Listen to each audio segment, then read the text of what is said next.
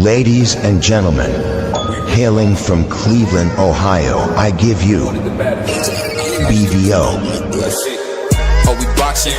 Yeah, we boxing. I need that belt like it ain't no other option. So we punching and weaving and blocking. Defeat ain't an option. Let them know, shoot a video, put it on BVO. Let them know, every time I punch, it's a heavy blow. BVO, bound to hit like bricks cause it was set in stone. Let them know, I ain't getting body, but I'ma hit this flow. Yeah, way more than a show, this is BVO.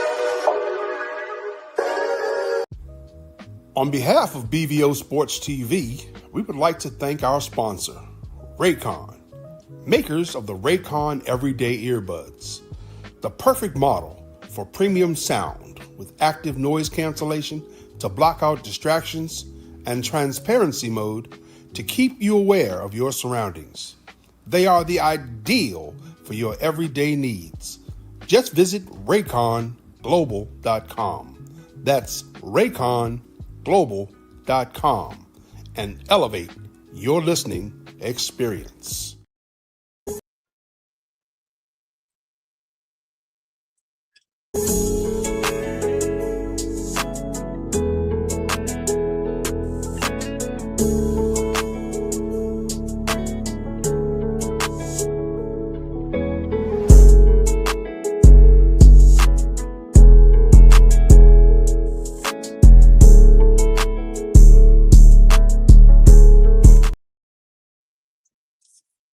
Yo, what's up? It's your boy. You know, the most talked about man in the city, man. Your boy BVO Sports TV. We back, man. Shout out to our moderator, man. The moderator of the Sports Talk Network. Shout out to Angie, baby, always showing love in here early. So we gotta talk about this, man. And it's a simple conversation. We gotta talk about Claressa Shields, man. Claressa Shields, man, it's like getting nuts over her, man. Like, I haven't really spoken about it because I don't want to, I didn't want to be the dude to just be going in on her or talking down. But when you see all that stuff that Laila Ali brought to light, it's kind of crazy because I didn't realize that Claressa Shields was so, it's the best way for me to put it. I didn't realize she was that miserable. I mean, only miserable people do stuff like what she was doing. Like purposely trying to bait somebody into something. For what? What does that prove? What does that gain you? If you beat up a 50-year-old woman who ain't fought in 19 years, what does that really prove? We've seen it with Jake Paul. It didn't prove anything for Jake Paul. All it did was, was an opportunity for Mike Tyson to make a couple dollars, man, as the young folks say, make a bag. But that was about it. But for me, I ain't gonna lie to you, man. That's why you see some of the stuff you see in our culture. In the black culture, 33% of men and women get married. Only 33% compared to 47% with our counterparts. And in some cases, as high as 68%. We're talking about 33% compared to 68%. It's just like crazy, man. So, and you know what? I'm not blaming the women. I'm not blaming just the men. It's both of us. Because the problem with a lot of relationships is people can't just come together, man, and figure out what they can do and understand that we're better together than we are apart.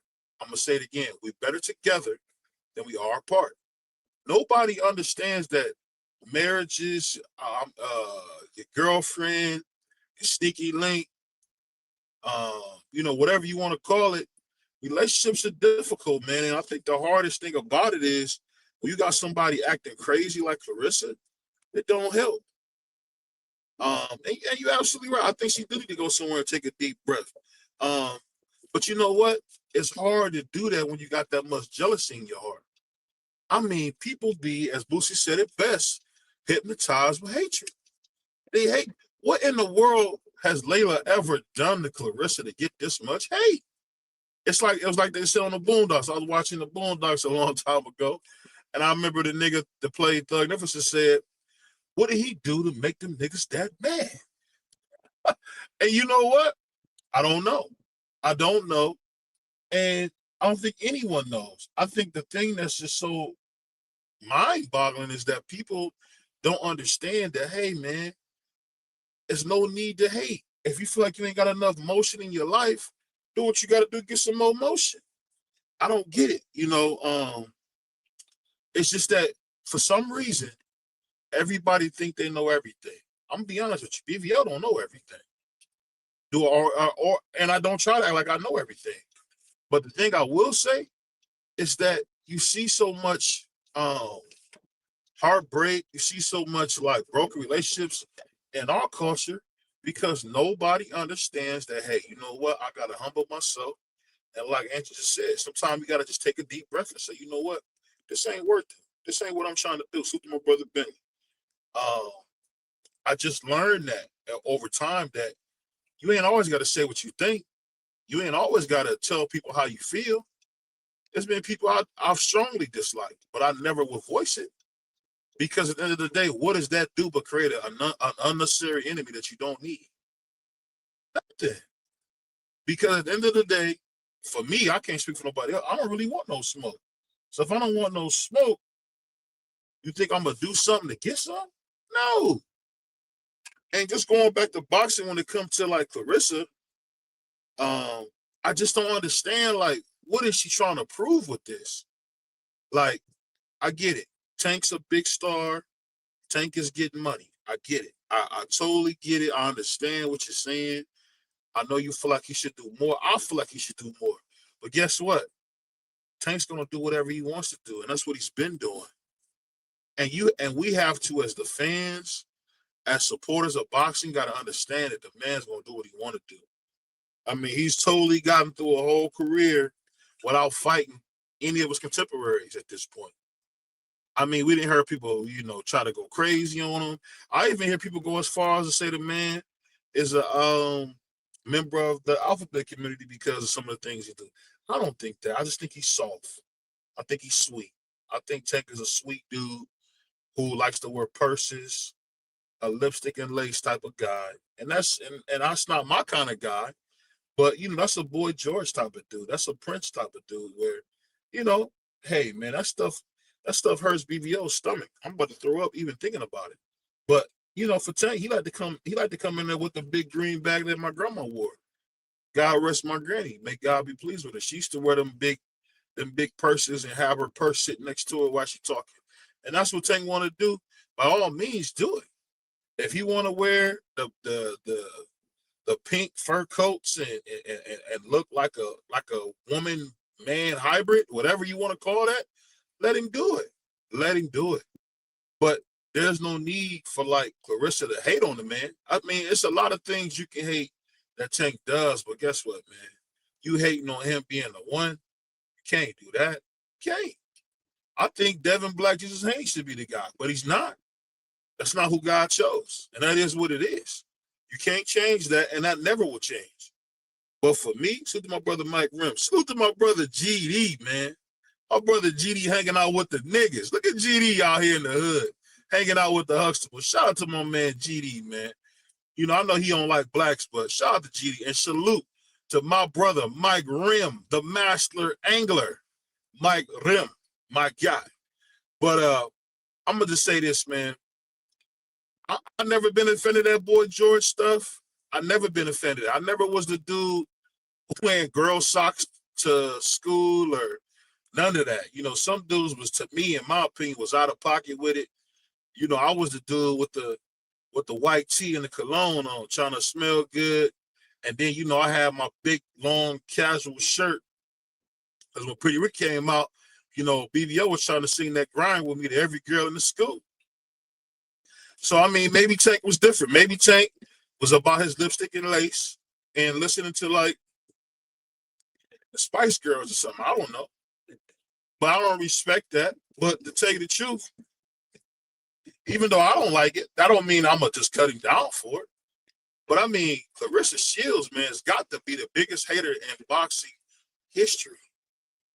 Anybody that gets signed, anybody that's doing well, she got something nasty or something, like, just always got something to say. It's like, settle down. Like, you ain't got to always run your mouth. What are you doing? Like, nobody want to hear your mouth. What are you doing? Like, to see her on that $1 million worth of game interview is whack. And that's what happened when these beautiful girls date these beta males. You got this dude, Papu, somebody, yeah, whatever she thinks, I'm fine. Well, man, shut up. Why you got your girl looking like a hater? The last thing I would ever want in my life is to see Miss BVO looking like a hater. Never. What my man Del said, never. Would never want to see that. But I ain't no Precious Cake butter somebody up type of dude either. So that's the part that make it worse. Only person that was really saying something was like my man Gilly, because he a man. He like, no, we're not going there. We're not saying that. And the fact that Claressa go out of her way to always bring up Laila in such a bad light when you can tell Laila, like, where is this coming from? Anybody ever had a hater and you like, yo, where is this coming from? I don't even know you like that, yo. That's the part that's so crazy. When you don't even know, bro, and young and ladies in here, there's nothing worse than when you got somebody who hates you, ain't did nothing to him. You ain't did nothing to him. You ain't said nothing. You ain't even thought about him. I didn't even know you was living. I know you was living. And you try to come at me with some stuff like, that's the corniest thing in the world. It gets no cornier than that, yo. Shout to my brother DP Rock is showing love as always. Shout to my brother Prize, man. Hey, you can call it a rant, man. I'm going to bring my brothers up. But they be getting on my nerves, Billy, because I've never seen so much hate. It's like, yo, you hate me? I don't even know you breathing? What are you doing? You think Laila didn't even know that Claressa Shields is breathing? What does it matter what you think about me? I don't care what you think. I don't care what you say. And that be the problem, man. People be caring about what people say. And I'll tell you this. Shoot to my brother Showtime Shelton in the house, always showing love. We waiting on you to become a channel member, Showtime Shelton. And salute to my man DP for coming home, man. Shout out to Cincinnati, man. And definitely shout out to the west side of Cincinnati.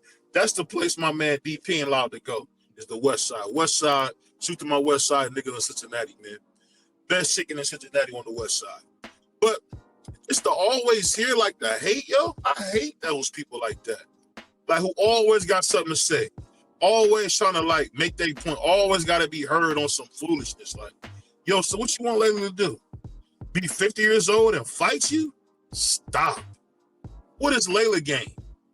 And you sure don't gain nothing because guess what? If you beat her, you get no credit. If she beats you, she get all the credit in the world. So it's just like, I always say this, man. There's nothing worse in the world than being a professional hater. And I'm going to be honest with you. Claressa Shields has a PhD. She's a player hater. She got a player hater degree. Shout out to E40. She got a player hater degree. Like, that's her whole career. If you ain't talking about her accomplishments, it's nothing but hate. And now you hear something about, oh, I'm going to be like Chance Crawford. I'm not going to say this. Well, you should have never said that. Call your dad on the phone. Call your mom on the phone. Talk to somebody else about this junk. But I'm telling you, man, that's the stuff we get in boxing, and that's what we get. I'm going to be real. That's why a lot of blacks don't have nothing. Because everybody want to worry about what somebody else got, or they always want to give you their opinion about something. Shut up. Claressa Shields is doing some great things in boxing. Why is Laila's name even on your mind? Laila is selling panties and purses right now. Let her sell her panties and purses, man. What are you doing? You trying to mess up her money? For what? What do you gain by doing that? I mean, that's just what I mean when I say, like, you just got some of the weirdest people in the world. So my brother Bruce Gaz, Boxing, Jazz, and more.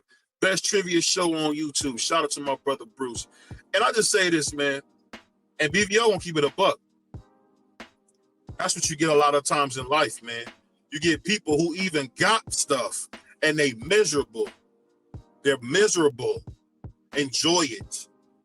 Enjoy it. You got everything you say you wanted, but you're still miserable. And Claressa Shields is a prime example of that. Of somebody who got everything. She got a new relationship.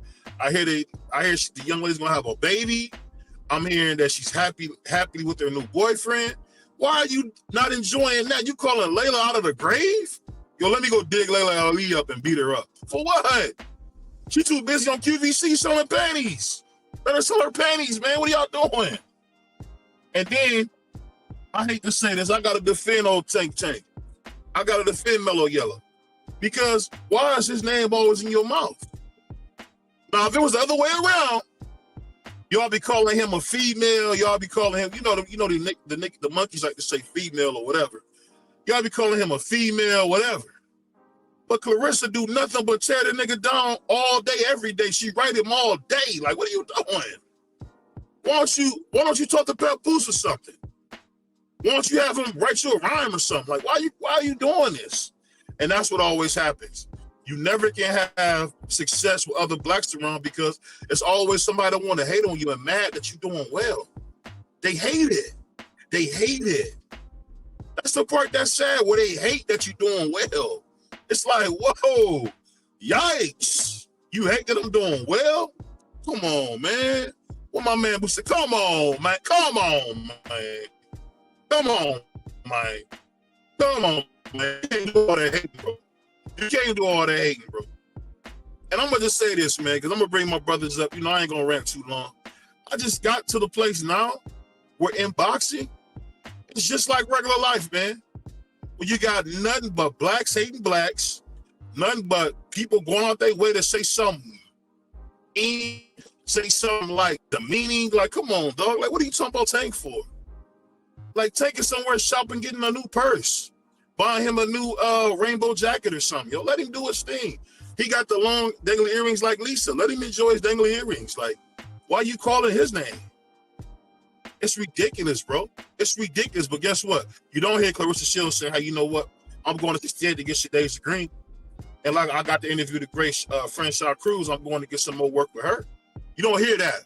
You're going at Laila Ali for nothing. Laila Ali got 25,000 subscribers in 3 days. Why? Because people love her. A lot of people thought she didn't even know she was still around. She is. If you want to see Laila now, you got to be buying some panties, or you got to be buying some lipstick or whatever she's selling. I don't know what Claressa thinks she's gaining from this. Just being honest. I don't know what she gains from this. And it's like, whenever you say something to these new women who call themselves alpha females, I ain't never met no married alpha female. Never ever. My grandma ain't call herself no alpha. Jesus. What is that? An alpha female? Girl, I'm going to treat you right. I'm going to buy you a house. I'm going to take you where you want to go. How about that? That's all I got for you. I'm going to buy you what you want. I'm going to take you where you want to go. And we're going to have some fun. That's it. That's all I got for you. And I had some bubble gum, but I gave away my last stick. You feel me? We got to get back to it, man. We got to get back to it, man. This whole overblown, like talking crazy stuff, it's for the birds, man. It's for the birds.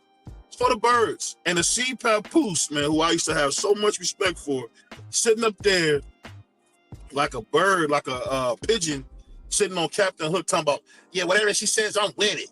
Shut up, punk. Shut up. That's where we at now in boxing, man. Where we got nothing but meat boys. And I'm going to tell you this, and I'll bring my brothers up. If I hear another person tell me Tank's the greatest fighter of all time, will you just ask Tank to take a pair of his drawers so you can hang it over your bed? How about y'all do that, man? That's something crazy, yo. He the greatest and he ain't even fought the guys you want to see him fight? How? What my man Dion say when they stole his stuff? How? Hey, when BVO used to wake up in Dan Street, that's what I used to say. When I woke up in the Uber, I couldn't believe I was there. And I'm telling y'all, man, y'all gotta stop this. What my man Shannon say, y'all gotta stop this. Come on, man. Come on, man. Y'all know Claressa's corny as hell for this. She's corny. She's corny, man. Excuse me. Shit. Oh, man. She's corny for this. Hold on 1 second, y'all.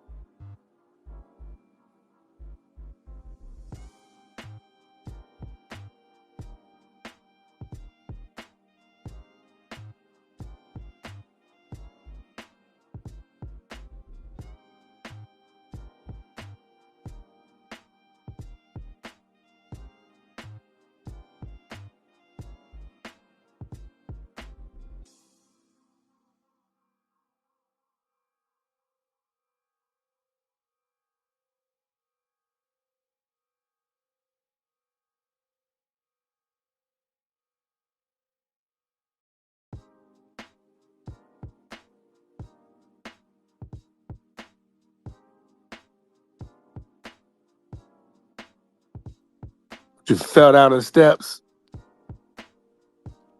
Yo, hold on 1 second, y'all. Y'all rock for Not 1 second. good. Yeah, Bentley. You know, all that what he said. You know, that's his opinion. But yeah, I still think she's the GWOAT. Well, shout out to the chat. Shout out Free. What's up with you? Freezy even fell down the steps too.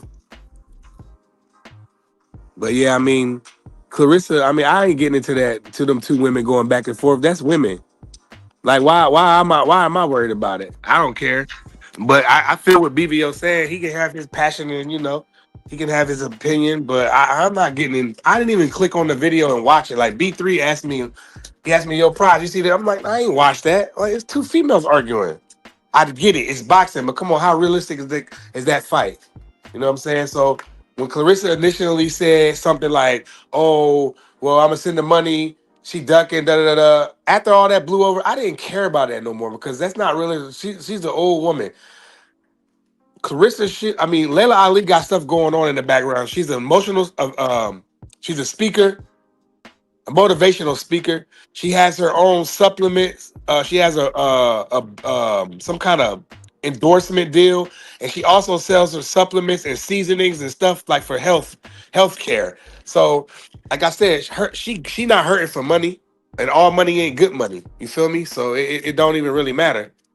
So like I don't want to argue about. I'm surprised all the coverage this is getting, because like there's a bunch of dudes up here. Like we forgetting that's let them females argue. I'm not investigating that. I don't got time for that. Them two females. We got other good Well, stuff coming these. up. Go ahead. I mean, I get you like to say female stuff, which is all good. You got two women, and when you're talking about having daughters, you don't want them to operate this way. We the only group of people that you constantly see where two black women can't seem to get along for whatever reason. Man, that's the most disappointing thing about it. Like, why those sisters couldn't embrace each other? And that's why this is important.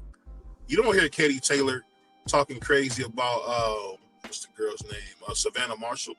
Nope. No, you don't hear them talking about Christy Martin.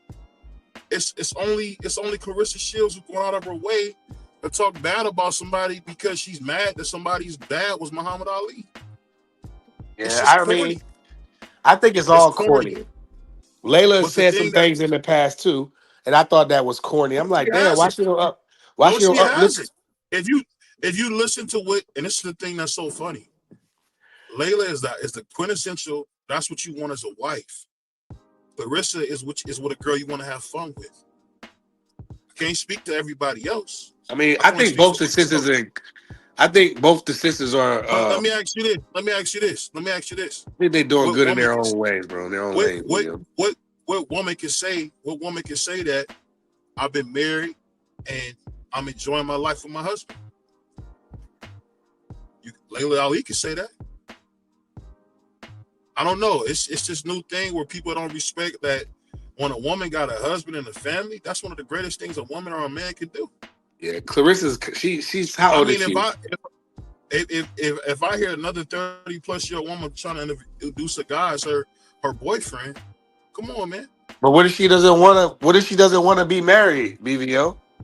She's 30 years old. She doesn't want to be tied. All right, she got a dude or whatever. Cool. But who's to say she want to go walk down the aisle, let this nigga Papoose tap into her money and all her earnings and all that? Most American women, I can't say all, but most, grow up with the dream of what it's like to go down that aisle. That's a fact. Most of them, for sure. So you telling me on our counterpart side, and you know, people try to always say race or whatever, but you talk about only 33% of black people are getting married. You know, Papoose not all the way divorced yet, is he? Is that fight? No, listen to what I'm saying. Even that in itself is another conversation. I'm not trying to have that conversation. It is what it is. Because I'm not perfect. But I'm just saying, if you look at it, and if you got daughters, it don't look good for us. Well, it look good for me because I'm gonna have my daughter's gonna have an understanding about this dumb ish. Hey, and I know yours. I know yours will as well. You can think it if you want to, but the facts are the facts. Only 33% of black women are married in this country. Yeah, I mean, at the end of the day, Hold like on, I hold on, said, hold on, Prize. You I keep think you might. saying as if just because there are children doesn't mean they can beat the rate. They can beat the what is it? Beat the facts of what happens. Does it? I think that. And I'm not Go saying ahead. it to be a jerk. I'm just saying that kind of attitude is what contributes to it. Yeah, for sure. That's why it's up to us, me, you, and Free, to help raise good women. Alongside the mothers. So that's just what it's all about. But I'm saying the thing is this: I don't know how most Clarissa was raised. most of the young women act like Clarissa, and they wonder why they're not married. I think you're being a little rough. No, because you know what it is. Whenever you say something that's true, you being rough or you being tough. But guess what? That's the problem. We don't never have real conversations in our community. That's why we don't see no real progress. And that's what it comes down to. Everybody else can do that. Yeah. Everybody else can do that. Everybody else can have a conversation and say, hey, I think this about this, or I think this about that. Because I'm gonna be honest with you, on both sides, a man's greatest thing is his wife. A woman's greatest thing is her husband. You can play this game as if hasn't been this way for forever. What did Adam say? What did they say? Adam didn't want to be alone. He went to sleep. He woke up with a woman. So you can play this game that you playing, Prize, and I get it. It's politically correct. It sounds good. And as my grandma would say, it might make you feel good, but that ain't the truth. The truth is most people want to be married. Most people want to look at the photo mom and see what Big Daddy and Big Mama did. That's what they want to do. You know why your grandparents doing so well? Did so well because they had each other. That's a fact. You know why BVO's doing well at 35 and 34 with my wife? Because we got each other. This That's a whole fact. thing you can do it by yourself is not true. It's not true. Every great man that's ever done anything in modern times had a wife. Steve Jobs had a wife. Bill Gates had a wife. Jeff Bezos had a wife. So you telling me that these people that we see are great, and said we raising young women, we don't want to see them be great? What do you see most women like Clarissa being known for? Twerking. Yeah, that's a good point, DP. Then again, Talking nasty. a lot of women ain't marriage material, like DP just said, and that's a fact. I don't know. What you got on this, Free? I think both of y'all went way left with this. It has nothing to do about having kids or being married or none of that. The problem that Carissa has is the fact that people still look at Laila Ali as the greatest women fighter of all time. That's what the problem is. Even though, I mean, you got to look at it. She calls herself the GWOAT more than the fans call herself the GWOAT. No, you never heard Michael Jordan say, "I'm the greatest basketball player of all time." You never heard Muhammad Ali. Well, he did say it because Muhammad Ali was a little conceited. I say Muhammad Yeah, Ali's yeah, Muhammad they Ali, saying the he did greatest say of all he, time. he did say it. He a little conceited. But like I said, usually the person that believes that they are the greatest, they let the fans say that they're the greatest. The problem is she still, like I said, her father told What her about that TBE? Layla Ali was the best fighter of all time that he has ever seen. And she wants to be able to beat Layla Ali so she can be that best fighter that her father has ever seen in his lifetime. So it's still because people still look at Layla Ali as the greatest female fighter of all time. Carissa Shields is the most accomplished female fighter of all time, but a lot of people from the older time up until now still look at Layla Ali as the greatest female fighter of all time. So I mean, you have some that believe Carissa is a better fighter, but you have a lot of people that believe Layla Ali, if they were to fight each other in their prime, that a lot of people believe that Layla Ali will beat Carissa Shields. Carissa Shields has excellent boxing skills. She has good footwork. The one thing that separates her from Layla Ali is the power. Layla Ali has the power. Layla Ali can keep up with Carissa Shields. Carissa Shields can keep up with Layla Ali. The one thing that can't do that Layla can do to her, Carissa can't hurt Layla. Layla can hurt her. That's the difference between the two. And so and she still and she looked at Layla as an idol. Layla helped her career at the beginning part of her career. Layla was giving her pointers. Layla was putting her on the map when nobody else was paying attention to Carissa Shields. Layla was the one that was putting her out there.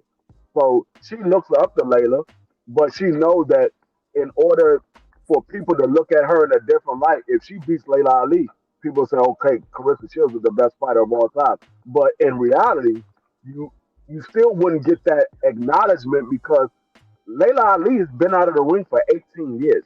Layla Ali is 47 years old. That's what I'm You fight, saying, Free. you, Why are we you, going down you this fight rabbit hole Layla with it? you fight Layla Ali now, you don't get no credit Zero. from the real boxing fans. Yeah, you'll get it from people like Prime, B3 and people like Marky Dan. They'll give you the credit, but the real boxing fans, they ain't That's give you no tough. credit for beating a 47-year-old Layla Ali that been out of the ring for 18 years. I They know I'm ain't give you not. no credit.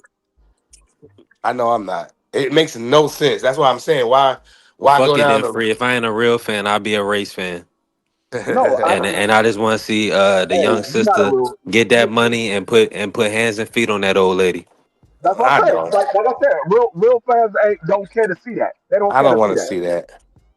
They don't care to I'll see that. say this. They Let know me say this real quick. Let me it's say not a this real real. quick, free. If you're okay with seeing that, Let there me say should be this real no quick, problem free. with Tank Davis fighting Jake Paul. If you're okay with Mm. Layla Ali fighting Carissa Shields, there's no problem with Let Tank me Davis say that. Let fighting me Jake say this Paul. real quick, free. I think what Free saying he got a point. We weren't speaking about Clarissa Shields specifically. I'm saying that mindset that she has is what's killing a lot of people in life. It's because no one has respect. No one wants to talk with respect. Nobody wants to give nobody they just do. Everybody was talking about what they're doing or what they did. And I'm telling you, it just makes Clarissa look so bad because she always hating. She always hating. When I gotta get up here and defend Tank Davis, that just ought to tell you she hating for no reason. But let me hear what you got on this B3. Everybody going to pile on the dark skinned black woman, the most indefensible, creature we have, and hey, we gotta support her, man. This young lady, she had to feed her brothers and sisters with her hands. Men ain't even doing that a lot of the times. So, whatever ailment she may go through, whatever decision she make, whatever conclusion she jumps to, so be it. I don't care. She's earned it. She's done stuff that men haven't done, or people haven't done in general. She set the blueprint. 2 gold medals, 4 division undisputed heavyweight champion of the world. So until people catch up, I mean, Clarissa pretty much. I mean, she's at the level. She's the pinnacle. Yeah, I don't disagree with none of that. Like, and then like the fans named her the GWOAT. I forgot what channel it was. I don't want to say a channel to get it because I don't want to give the wrong person the credit. But that originated from the fans. Then she took it and ran with it when she got a whiff of it. She liked it, and she took it and ran with it. So I mean, accomplishment wise, she's great. I don't know who would win the fight. It's a fantasy fight. That's like me talking about Ali versus Tyson. You know what I mean? We can sit here all night and talk about this and go around circle, all around, but it's not going to happen.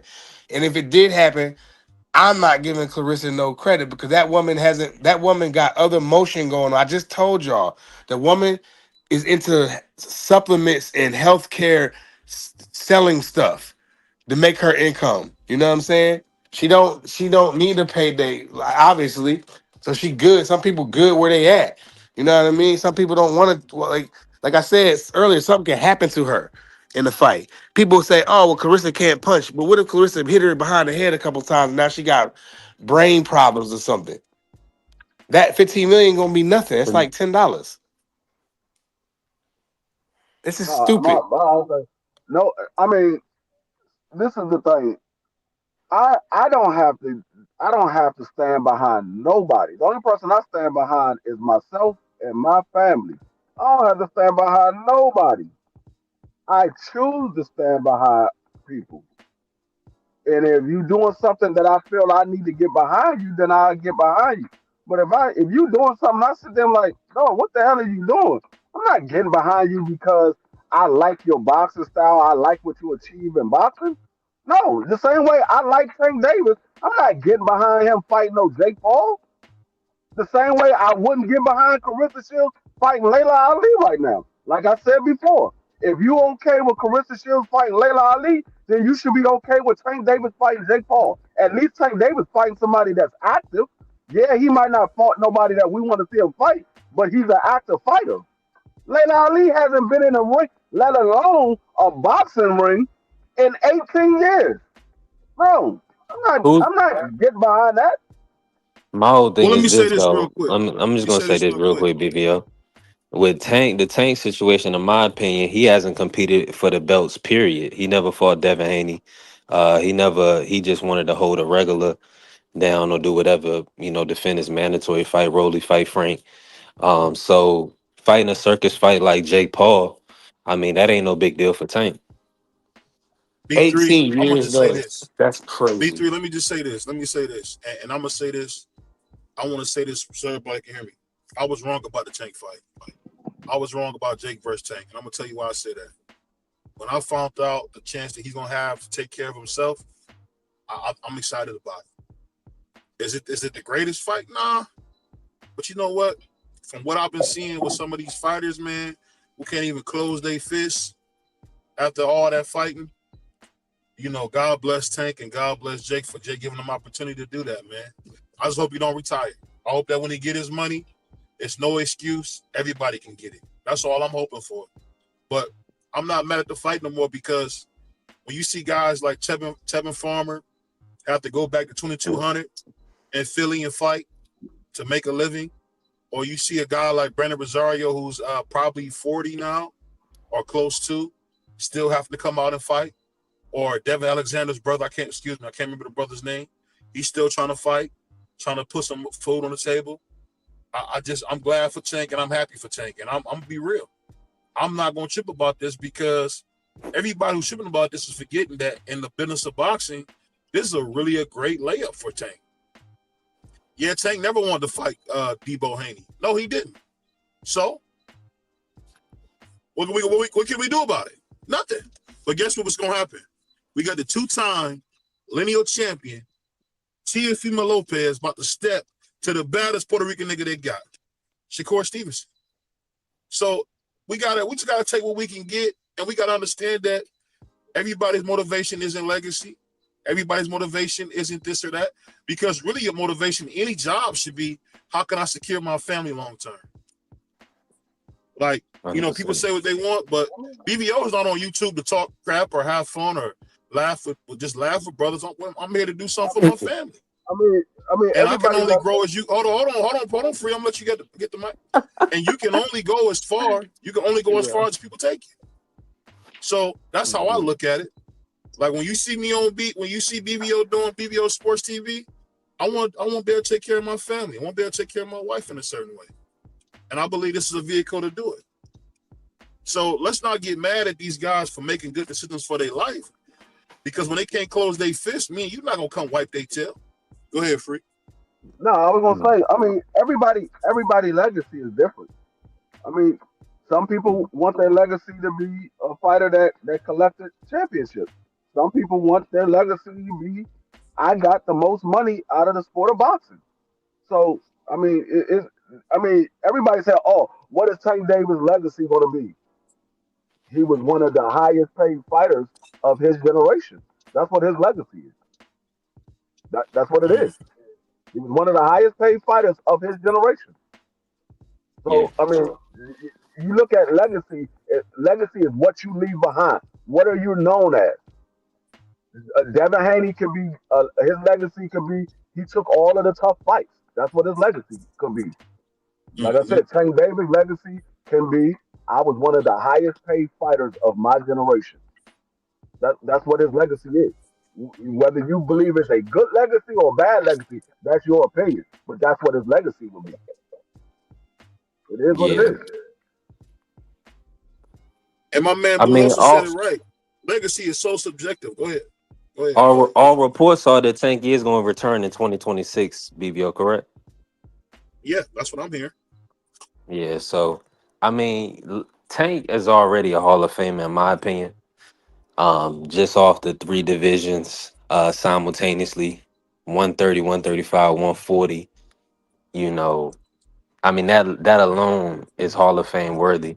But then when you think about it, 30-0, 28 knockouts. Uh, I mean, and then the pay-per-views. I mean, the gates, like Free was saying. So you got to take all that into account. So you don't want to leave that out. So, and when you think about it being a draw, it's just that I feel like he would be leaving so much on the table by not coming back and still competing in the sport of boxing. But after fighting a guy like Jake Paul, why not fight Conor McGregor? Why not fight So you just want Manny him to? Pacquiao? Why he just don't go into the WWE then? If you want to see all that. Because he getting 40 or 50 million for 36 minutes or less. Yeah, I mean, he probably can get some money in the WWE. I mean, Floyd did it. He got some good He money going in no wrestling. no no. He's with Floyd. That's the thing. They're in illegal bank robberies. That's what he told you. Yeah, yeah. So See, if so you gonna put Tank, Tank will be in Asia. He will be in parts of Asia doing exhibitions, getting 20 million. I mean, that's just what it is. yeah, BP. If Tank is in, Danny's in. I'm with that. Man, listen, Danny is definitely a Hall of Famer. Come on now. I don't. I ain't gonna say he's definitely a Hall of Fame. He might get in. I ain't gonna say he's definite. He might get in. The Ghost Guerrero, Lamont Peterson, He Paul might. He was Lee. lineal at 140. I'm He not. was I'm lineal not at saying. I'm 140. not saying that he He was doesn't have lineal. Yeah. he doesn't have a great resume. I'm just saying. I'm not 100% sold that he's going to get in. He might get in. Not 100% sold up that If I Danny see Tim Garcia is Bradley going in to be there, in the Hall he's of Fame. definitely getting there. Yeah, If facts. Tim Bradley's there, a lot of guys should be in. But Tim Bradley got a hell of a resume as well, though. Bruh, If you nobody's look at gonna be keeping these guys out. Do you think these if voters you gonna look, keep Jose Ramirez out of the Hall of Fame? A no, you look unified at champion? Tim Bradley's resume. Tim Bradley got a hell of a resume. He got wins over Pacquiao and Marquez, bro. So that's Tim tough. Bradley got Tim Bradley got a hell of a resume. I think he the one But that took Lamont Roach's, not Lamont Peterson's Peterson yeah, record. Lamar Peterson. in a Yeah, big unification fight.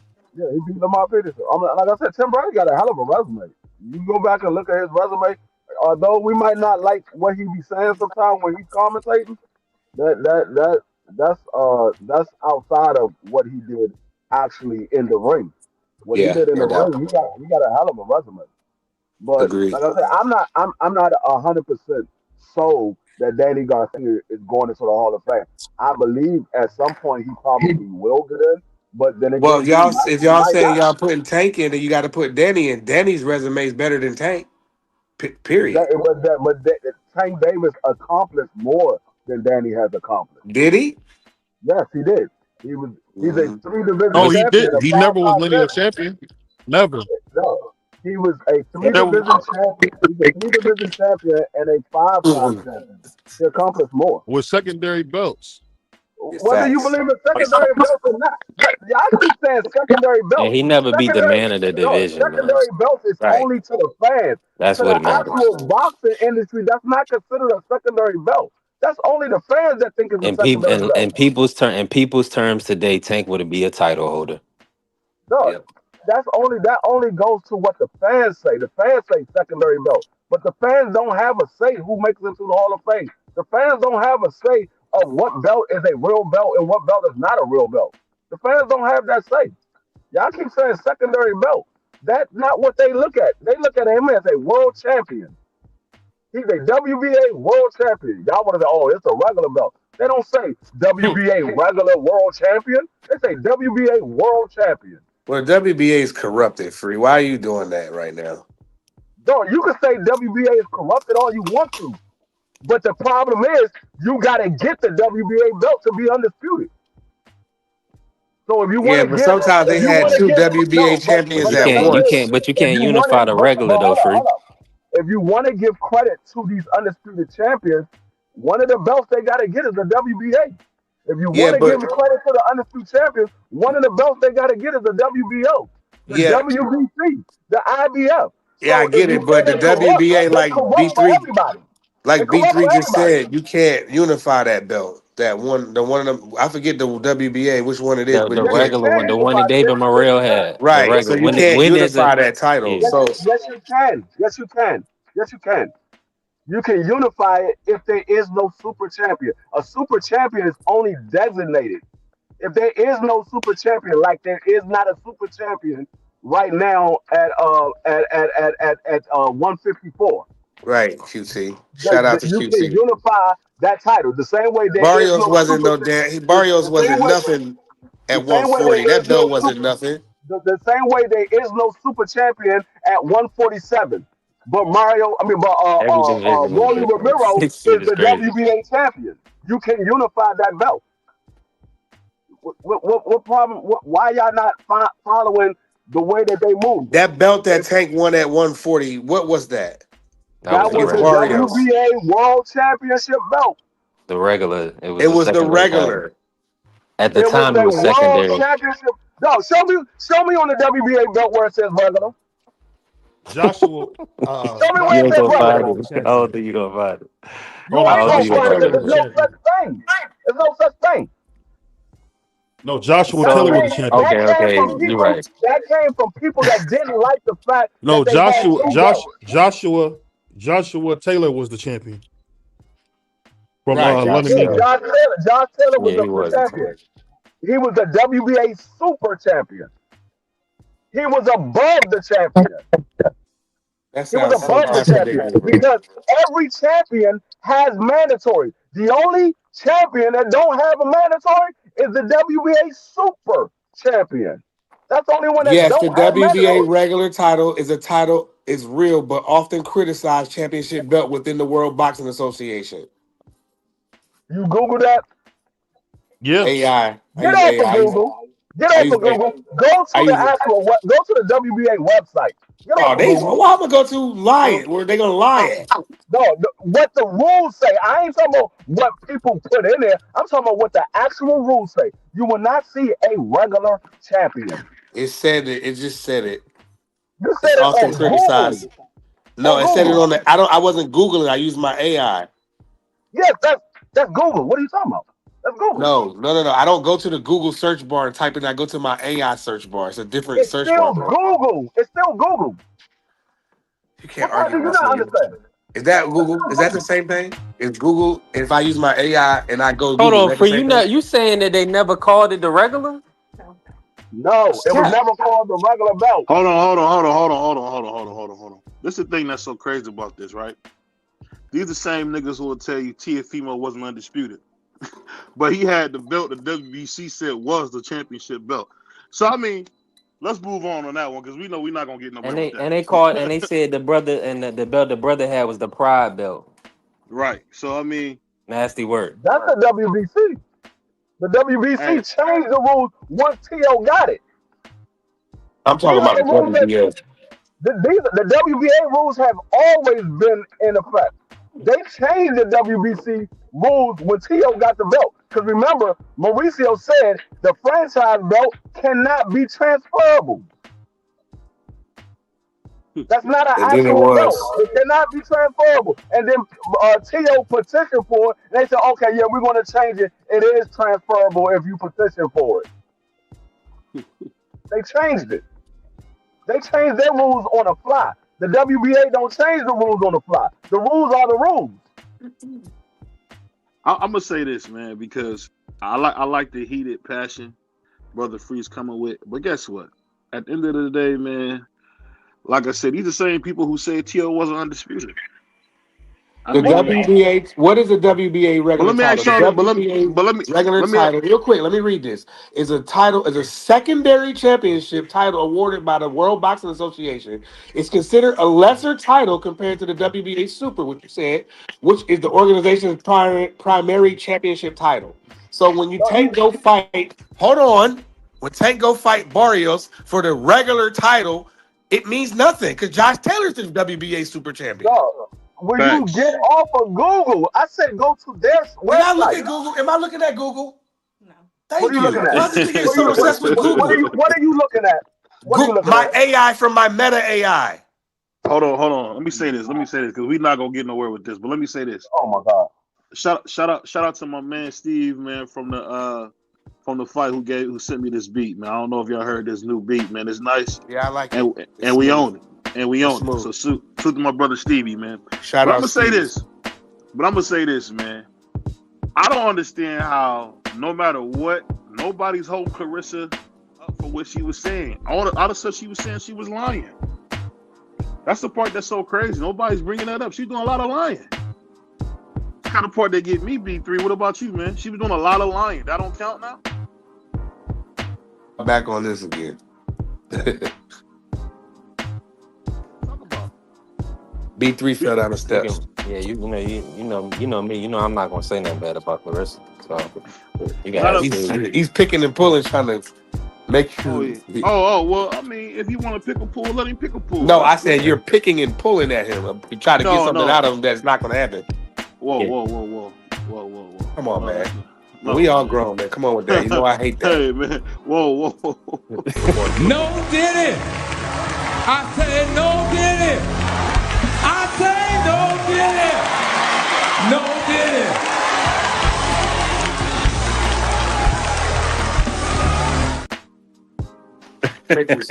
You make me sick. But speaking about boxing, well, get you a trash can, get you a wastebasket. I got one. But let me say this. What do you guys think about Jennifer saying he's going to get the belts and fight Terrence Crawford? What do you guys think about that? Now, I don't mind it. If that's what he does, that's cool. We've been said that a long time ago. They need to unify because what you call it? I keep forgetting. You call it a wasteland. Yeah. And that's what it's been.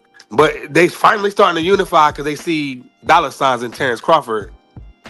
So, but go ahead. If I can get unifications out the deal, I'm cool for it. I'm cool with it. I think that was the best decision for them to make because, I mean, that's what Terrence said. Terrence said possibly 160, so they need to get them. They need to get going. I like Janet Beck in that fight, and I think Adames need to do something with his belt. He's sitting kind of flat-footed right now. Janet Beck got 2 belts, right? BVO? Yeah, I believe so. Yep, he got 2.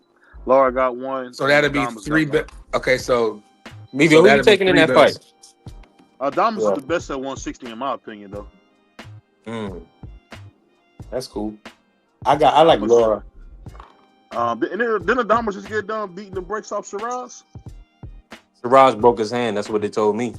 I don't know about no excuses. Brother Bernard, what's going on, man? We got the coach in the house, man. What you think about all this, man? We just talked about Claressa Shields going at Tank. What do you think about Claressa Shields going at Laila Ali and Tank, man? What do you think about that? I think that's the nature of the game. We involved in a violent sport. We involved in a sport that can create the best. And I think that mantles have to exchange hands. So I have nothing wrong with Laila Ali going after any other woman. I don't like to see it when she goes after men because there's nobody who thinks that a top level man will lose to Claressa Shields in any form or fashion of a fight. Well, didn't she call out Keith Thurman and said she would beat up Keith Thurman? And once again, I continue to say it.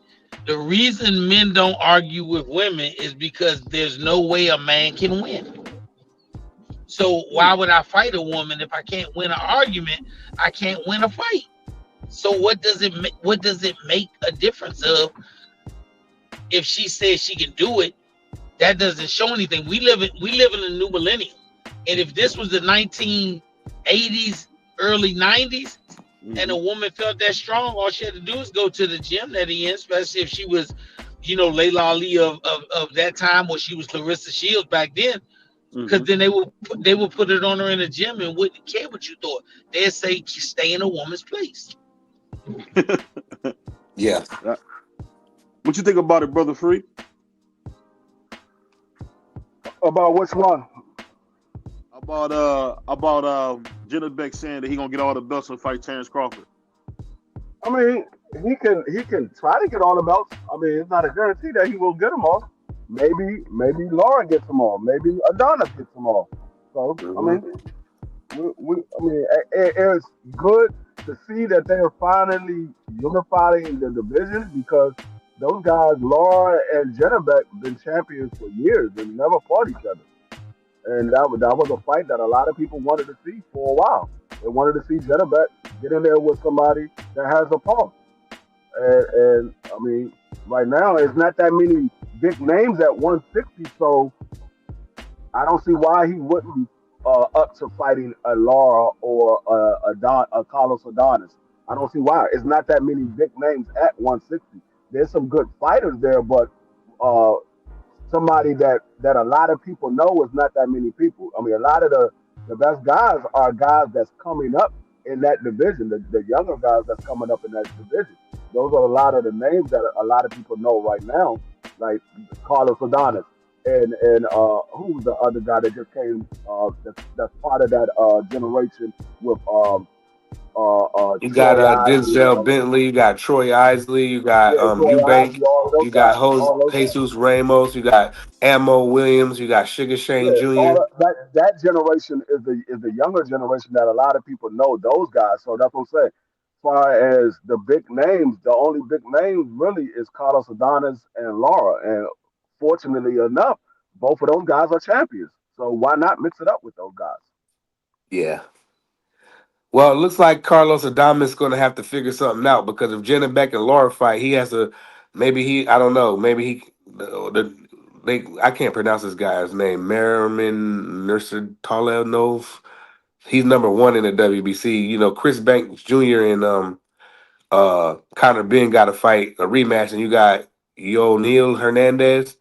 So I don't know what Carlos Adames do. I guess sit back and wait for the winner of Laura and Jenna Beck. See if I'm he about can to say, get. because that Chris Eubank fight, neither one of those guys are a 160-pound fighter.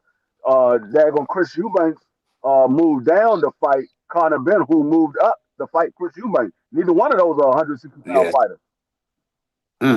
So you can take them off the list. Then Ammo, Troy Isley, they're the only Jesus Ramos I seen him, and yeah, that Sugar Shane Jr. They the only ones I seen at 60. Denzel Bentley, I seen him fight.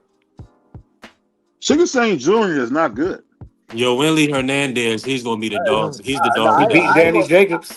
I ain't gonna say he's not good. I'm not gonna say he's not. Jacobs was half dead, man. He was half dead when he beat him. I'm not gonna say that Sugar Shane Mosley Jr. is not good. I think he's a decent fighter. I think he's gonna come to fight, and he's going to try to win this fight. You're not going in there and just gonna run over Sugar Shane.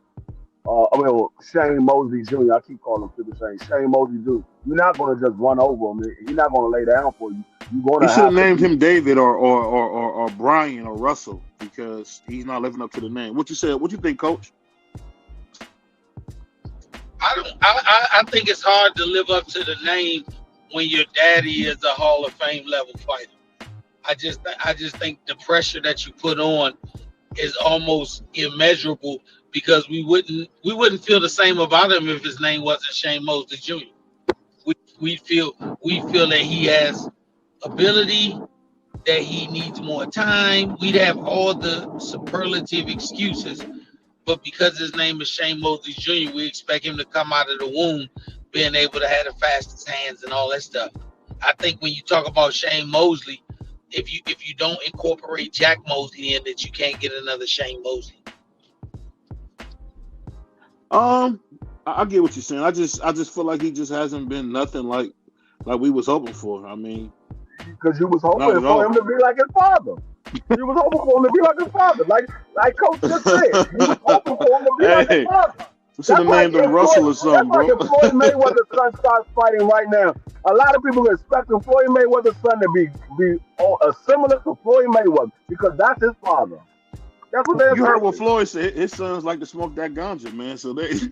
No, I'm just saying if his son was to fight right now, people would be expecting him to be like his father because that's his father.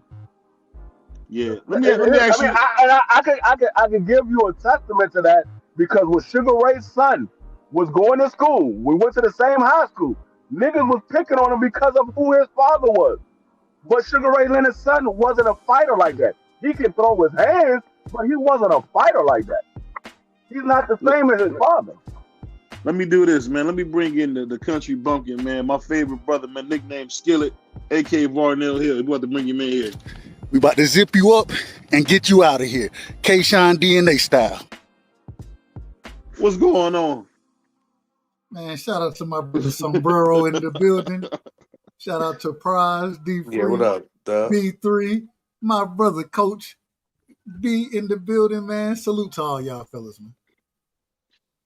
Yes, indeed. What's up with Hey, you? real What's quick, good, Dub. Dub? Salute, bro. Real quick, Dub. I feel cheated, Dub, because I be watching you. I be watching you when you're doing your other shows, and why everybody get the chance to see your face on other channels, but we don't get the chance to see your face on our channel. You come and do our channel, but you don't grace us with the photos. Well, hey, we ain't been there free. Hold on, man. We ain't business, Respectfully. baby. We ain't business. There he is. Baby. With the sunglasses on. In the house with the sunglasses. You like me, wear sunglasses in the house. Hey man, listen. When I look at the computer screen too long, it hurt my eyes anyway. Yeah. So, I just throw my glasses on. I throw my glasses on. It is what it is. It hurt my eyes too after a minute. Hey, I'm like, man, come on, this Dub live doing his little football talk, doing the other joint. I'm like, he always showing his face, but when he come to our platform, he don't never show his face. Hey, I'm live. I'm live in living color, baby. Live. He's feeling good. The Cowboys have whooped on y'all Redskins, so now he's feeling good. You know the Cowboy fans come out under their rock. We ain't gonna, no. Hey, I know, but Free, I'm just had to say it to you. If y'all don't know, me and Free, we're gonna be going through our picks this Thursday. We're gonna be doing a mid-season review. You know what I'm saying? So y'all pull up. And salute to my good brother T Hill, man. Salute T Hill. So he can. What's I happening? wear sunglasses at night. Stunning. I saw you at the Dallas Stadium too, baby boy, with the Cowboys. You gotta be feeling good about your team because they finally looking like a team, dog. Shout out to Coach Bernard Hackett. Appreciate when you come on. You bring a little bit of levity to the show, and you counterbalance some of the capology that be going on with certain on the panel. But hey, shout out to Coach Bernard. Shout out to my brother D Free. Shout out to Mr. Respectfully in the house. Shout out to Prize Fighter. Shout out to Notorious BVO and all the people in the chat, man. I'm at work, so I'm gonna have to go on mute because I know I'm making noise. Man, shout out my man Steven from Django, man, aka T Hill. We love you, brother. That's crazy. Shout out to Steven. That's the worst character. Shout out CBO. Yeah, that's crazy. Shout out my brother. Shout out brother Clarence. Hey, too, brother Bernard. What do you say, Cobb? Y'all boys, wow, man. That boy need help, man. In the big house? He need help, man. He need help. The boy need help, man. No, that's what you said. Hey, you made him look respectable over there in the Barclays Center, man. I appreciate your presence alone, and you calmed me down. And your son told him to sit his big ass down because he was in the way. Yeah. Man, he was just so happy, man. I was glad to see that his wife had him under control, man. Well, I needed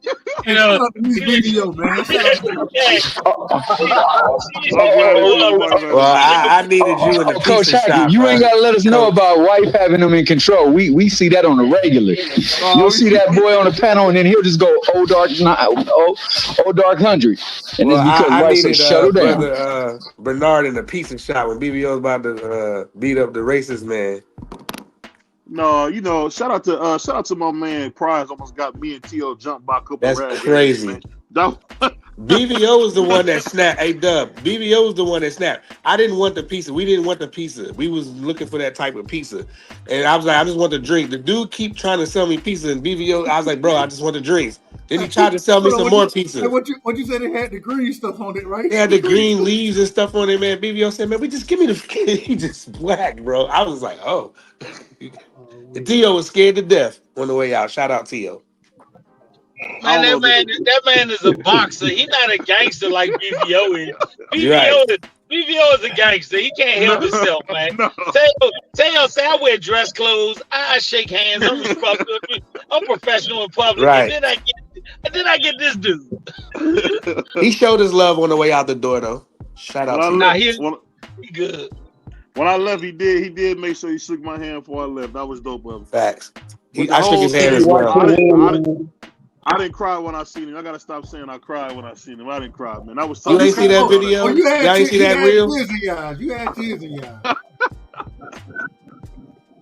But they said you didn't wash your hands since he shook you.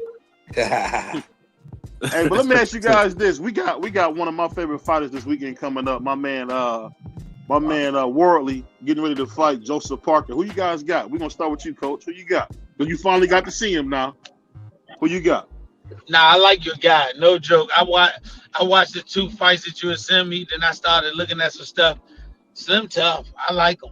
I like him. I hadn't really got to look at him, but I like him. He fight the way I like to see fighters fight. Action packed, go get it, and he looking for the stoppage. Yeah, definitely. What about you, Free and Duck? Well, hey, like I said, man, I think, and I gotta say this: if you look at what we done seen from Joseph Parker lately, some type of way the man done a resurgence of his career. Some type of way this man he done find some power that nobody didn't know nothing about. I mean, it is what it is. I ain't making no, I ain't casting no aspersions. I will say though, man, I think, man, Fabio Worley, I think I look for him to go out there in style. You know what I'm saying? I think it's time for him to really put himself on the map, and I think this is the fight to do it. And so I would look fight. He got grit, dog. He ain't running from a fight. You know what I'm saying? So Joseph Parker, being the older, more seasoned veteran, I think he's gonna have a few tricks up, a few tricks up his sleeve that he want to implement. But I just gotta say this, and this is off the subject, but I just gotta say, I don't give a damn about neither one of them. Caballero beat all of them. And I stand on that. Caballero whoop all them guys. That's the best fighter. That's the best heavyweight outside of Usyk. And I would pick him to beat Usyk right now. I'm just telling you, that's my opinion. I say that's my opinion. Nah, it's cool. I'm gonna go with Joe Parker though, BVO, because I'm not betting against him no more until somebody whoop him again. But like he got some big upset wins, man. So I feel like he, like you said, like Dub said, he gonna have some tricks up his sleeve, some veteran moves. Man, Joe Parker gonna be tough. He gonna move around. Trust me, man. It's not gonna be easy. Boy gonna come to fight though. He gonna walk to him. The boy gonna walk to him though. But I think Joseph Parker gonna throw him off a little bit with the movement and tying him up, making it ugly, and making it smothering the dude. But I can see him getting to Parker too. It's 50-50. Yeah, I'm right there with Prize. I've never seen Fabio get in there with a boxer. This is gonna be the first time he's in there with somebody with the movement that Joseph Parker has. Joseph Parker is not a big puncher, so I don't think Joseph Parker is going to hurt him or anything. But I think Joseph Parker could outpoint him. He's been in there with basically everybody. So Joseph Parker knows how to win a fight. He knows how to take him into the deep waters and show what he's made of. So I think Joseph Parker wins this fight on points. I don't think Fabio is going to be able to land the big shot. But this is the fight to prove everybody wrong, because I believe Fabio might be the underdog in this fight. It's hard to bet against Joe Parker, man. I mean, he didn't beat a bunch of half dead niggas. I'm not gonna sit here and. Oh, come on, man. I mean, what did they say on Django? He beat a bunch of the beat up niggas everybody needs to beat up. Come on, man. I mean, because I remember Anthony Joshua punched him and I thought he passed away.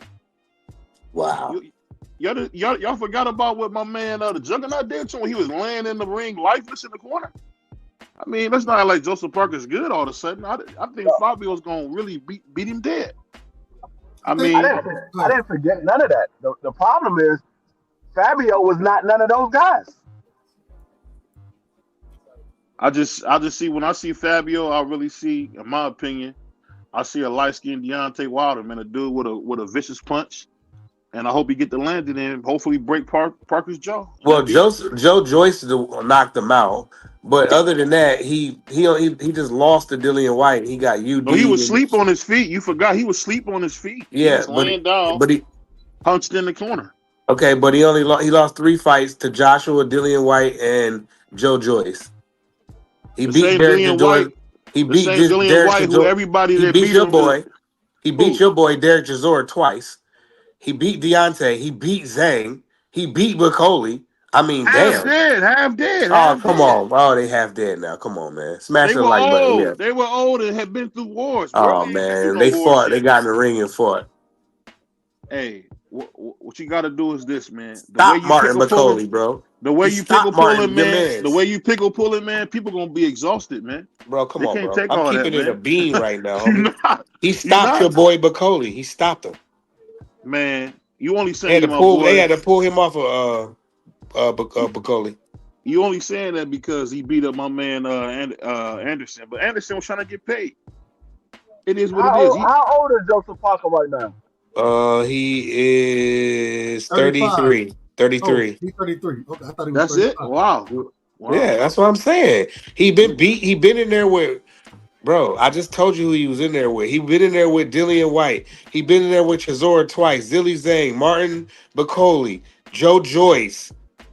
I mean, he been in there outside of Usyk. Andy Ruiz. He beat Andy Ruiz, bro. Outside of Usyk. Yeah, he been with the who's who. That's a fact. And Fury, he done been in there with the top guys. He been in in there with Andy Ruiz.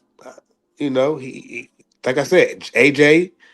I mean Dillian. I mean I put Dillian in there, but now real quick, Prize. I do have to say this, and I say this respectfully. You got to remember, hell, he fought Andy Ruiz in what 2018, 2017 or something. Yeah, it was a minute ago, but Andy Ruiz was 29-0.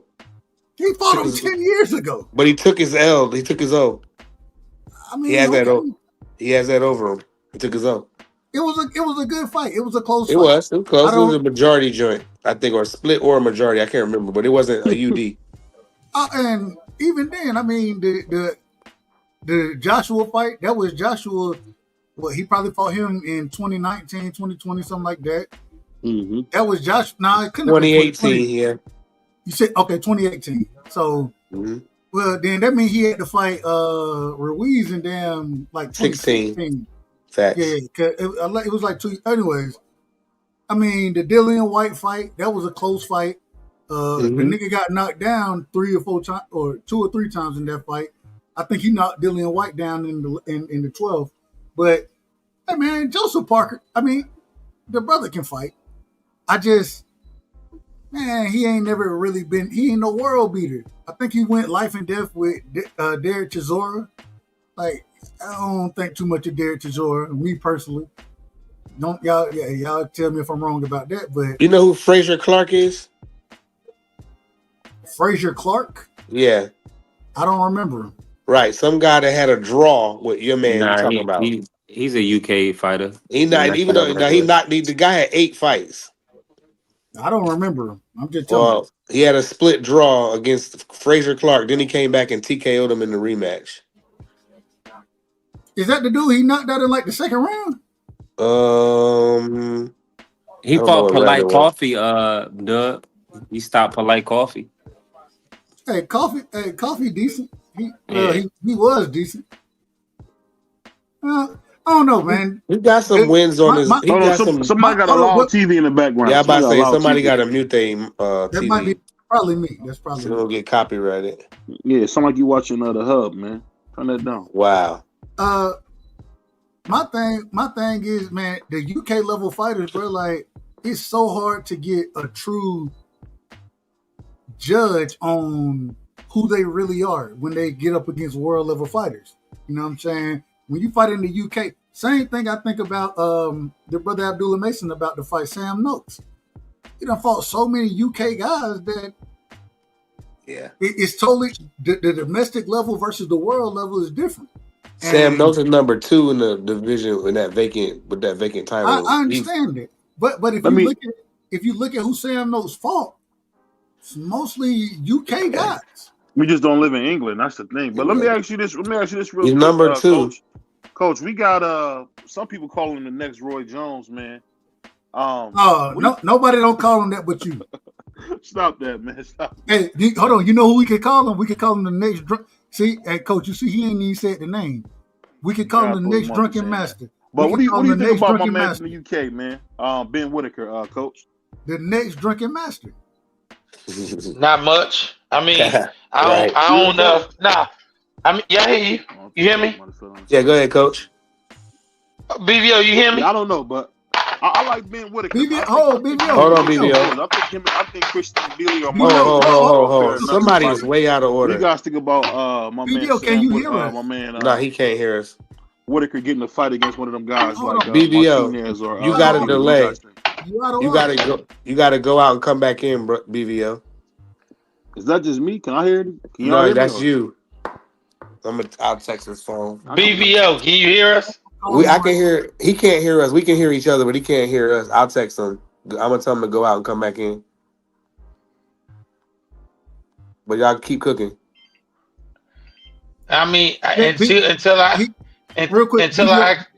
BVO about to drop out and come back in. Yeah, I just text him. Go ahead, Coach. Until I actually see Ben Whitaker fighting somebody of some stature, of some sort, I can't say good or bad. Anybody can style against guys who there is no threat of catastrophe against. You know, so until I see him fight somebody of some note, then I say he's a showman. Yeah. I can't take. He's a showman. I won't say he's. It's hard to say somebody's the next anything until I see him fight somebody at the level I saw those guys fight. Yeah, that's the same boy that flipped out the ring. Even though he got his get back, he got out of that fight. I don't care what nobody said. I watched boxing too long. He got out of that fight. He tackled the man out the damn ring. He did. And then he didn't land on his ankle, and then he was grabbing his ankle all crazy. And when they slowed it down, he never did anything. So I'm like, he got out of that fight, and that just took a little. Remember what they used to call it back in the day? Kool-Aid points. Yeah, that. He lost something with me on that one. Now, he came back and got the guy out of there the next fight. But that fight, he was losing, and he got up out of there. That's a fact. All I'm saying, the man fight, and he trying to be Emmanuel Augustus. That's it. And he's nowhere near as tough as Gus's. Hold on, and that was about to be my next point. Hey, I understand you want to fight like him, but at the same time, Emmanuel Augustus was a dog. Mm-hmm. Dog out there. Now he got through the record. But why would you want to fight like Emmanuel Augustus? Not trying to be funny. I thought he was difficult because he made himself difficult, but you never thought he was going to be this world beater. Nah, he was fun to watch though. Fun to watch like the Harlem Globetrotters, but wouldn't you want to be in the NBA? Facts. Hey, I just pulled up Emmanuel Augustus' record, man. His record is crazy. Hold on, this can't be right. This can't be. Yeah, it's definitely right. It's right. It's right. 38 and 38, 34, 38 wins, 34 losses, and 6 draws. Yep, that's correct. That's correct. Bro, that's crazy. I watched a lot. When did he retire, Dub? Is he still fighting? No, he retired in 2011. In 2011, he retired. Yeah, that record is right. Dub, I think I missed it. I think I missed what y'all was saying. What did you say? What did you say, Coach? About, Coach, basically, go ahead, Coach. Repeat it so you can BVO can get back up to speed. Ben Whitaker is a showman, but I can't say anything more than that until I see him fight somebody. He does excellent as a showman, but when he has to fight somebody, will he still be able to be what we saw?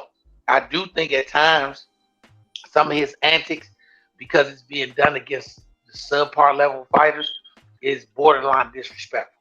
To me, if you can do that against the top level guys, then I'm cool with it. I'll go back and say, hey, it wasn't disrespectful.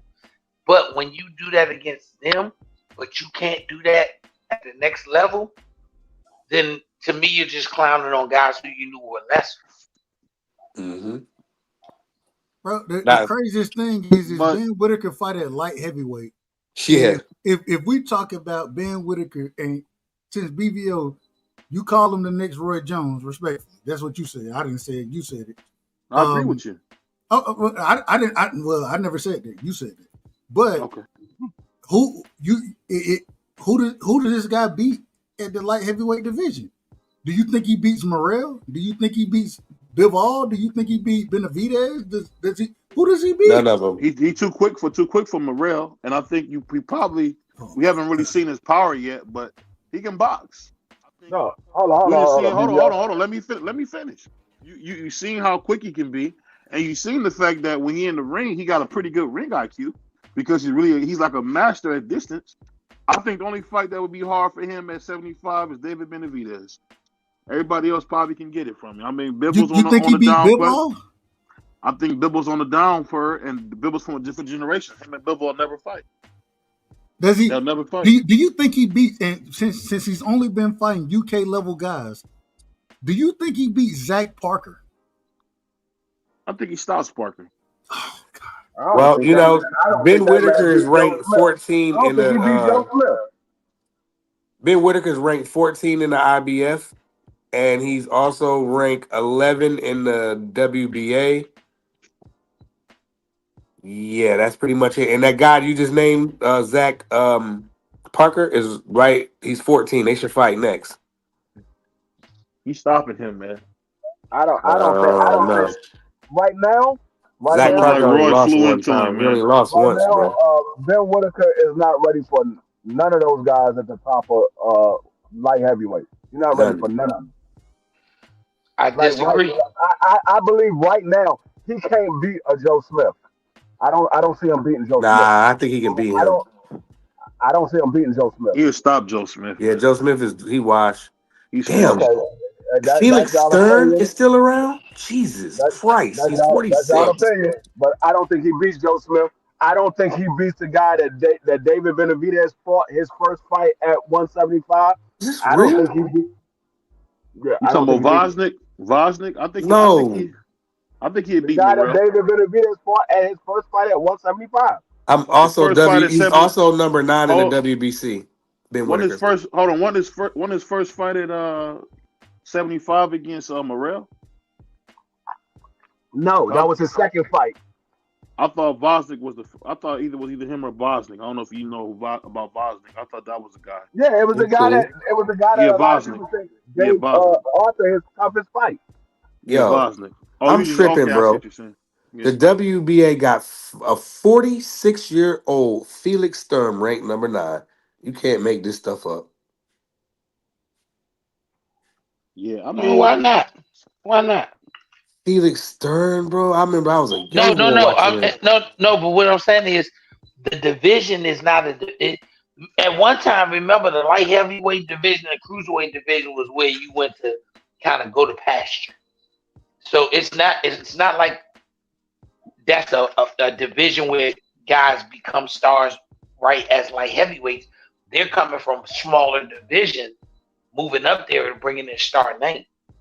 You know, I say that about it. Yeah, but Ben Whitaker, to me, when you talk about Ben Whitaker or any young fighter that is moved through the rankings, whether the promoter was fast tracking them or whether they, having they move fast, you can't tell me, hey, he not ready for something. If you're in the top 20, that means they think you're one of the best 20 fighters in the world in that division. I don't believe in that. He need a couple of more tune-ups before he face somebody who's one notch above him or one notch below. I don't believe that. Just like I say about Xander. when you become a world champion, all that slow it down because he's still young. You should have thought about that before you put him in the belt. No, I believe he's ready for him. I just don't believe he beats none of them. Yeah, I don't either. I mean, looking at them rankings, like, well, he can beat Felix Stern. He's number 9, so I don't guess know I if he can't beat say Felix that. Stern. I don't know if he beat him. Felix Stern is 640. What did it say? 46. That's crazy. Yeah, do Yeah, y'all think it? Do y'all think It's hard Bivol? to be the dad. Do It's y'all, hard to be the dad, and a man take over. He can't beat Anthony Yard. He'll does he stop beat? yard. Does he beat Stop. Joshua Boatsi? no, I don't think so. I don't think he can Oh no. beat Joshua man, I Boatsi. don't know. I Like I said, mean, Buwasi, all right, though. He I kind of don't think he tough. beats none of the guys at the top 10 of that division. I don't think he beats none of them right now. Well, I do. Well, in the WBC, he No, can. I think he can you beat. looking at the WBA. I said the top 10 of that division. You looking at a sanctioning body. I'm Well, talking that's about where he's in the at. division. Top 10 of the division. Not top 10 of the sanctioning body. Top 10 of the So the division. top 10 of the division will be Bivol, Benavidez, and Better Beeve and Morrell. How many is that? 4. Yes, that's only Then you 4. got Gozick and Anthony Yard. You can put them in there, right? Y'all agree? No, I'm not going. I'm Yeah. not going to just put anybody in there. I'm gonna I'm look at reading what off the the top. names to make 10 top 10. I'm gonna look at what the top 10 is. You just throwing names out there. I'm gonna look at what the top 10 is. Well, I gave you the name of the title holders, and then I gave you a couple names of the number 1 contenders. So you would have to say they're the top in the division, right? No, So Arthur Better Beeve and David Morrell and Zach Parker not in the top 10 and 75. I didn't say that they're not. Okay, I so said that's what I'm saying, Free. Anthony no. Yard. He's in the You're not top 10. listening. You agree? I don't know. All right, I ain't gonna Yeah, talk to you anymore. You wildin'. yeah. I don't know what Free talking about.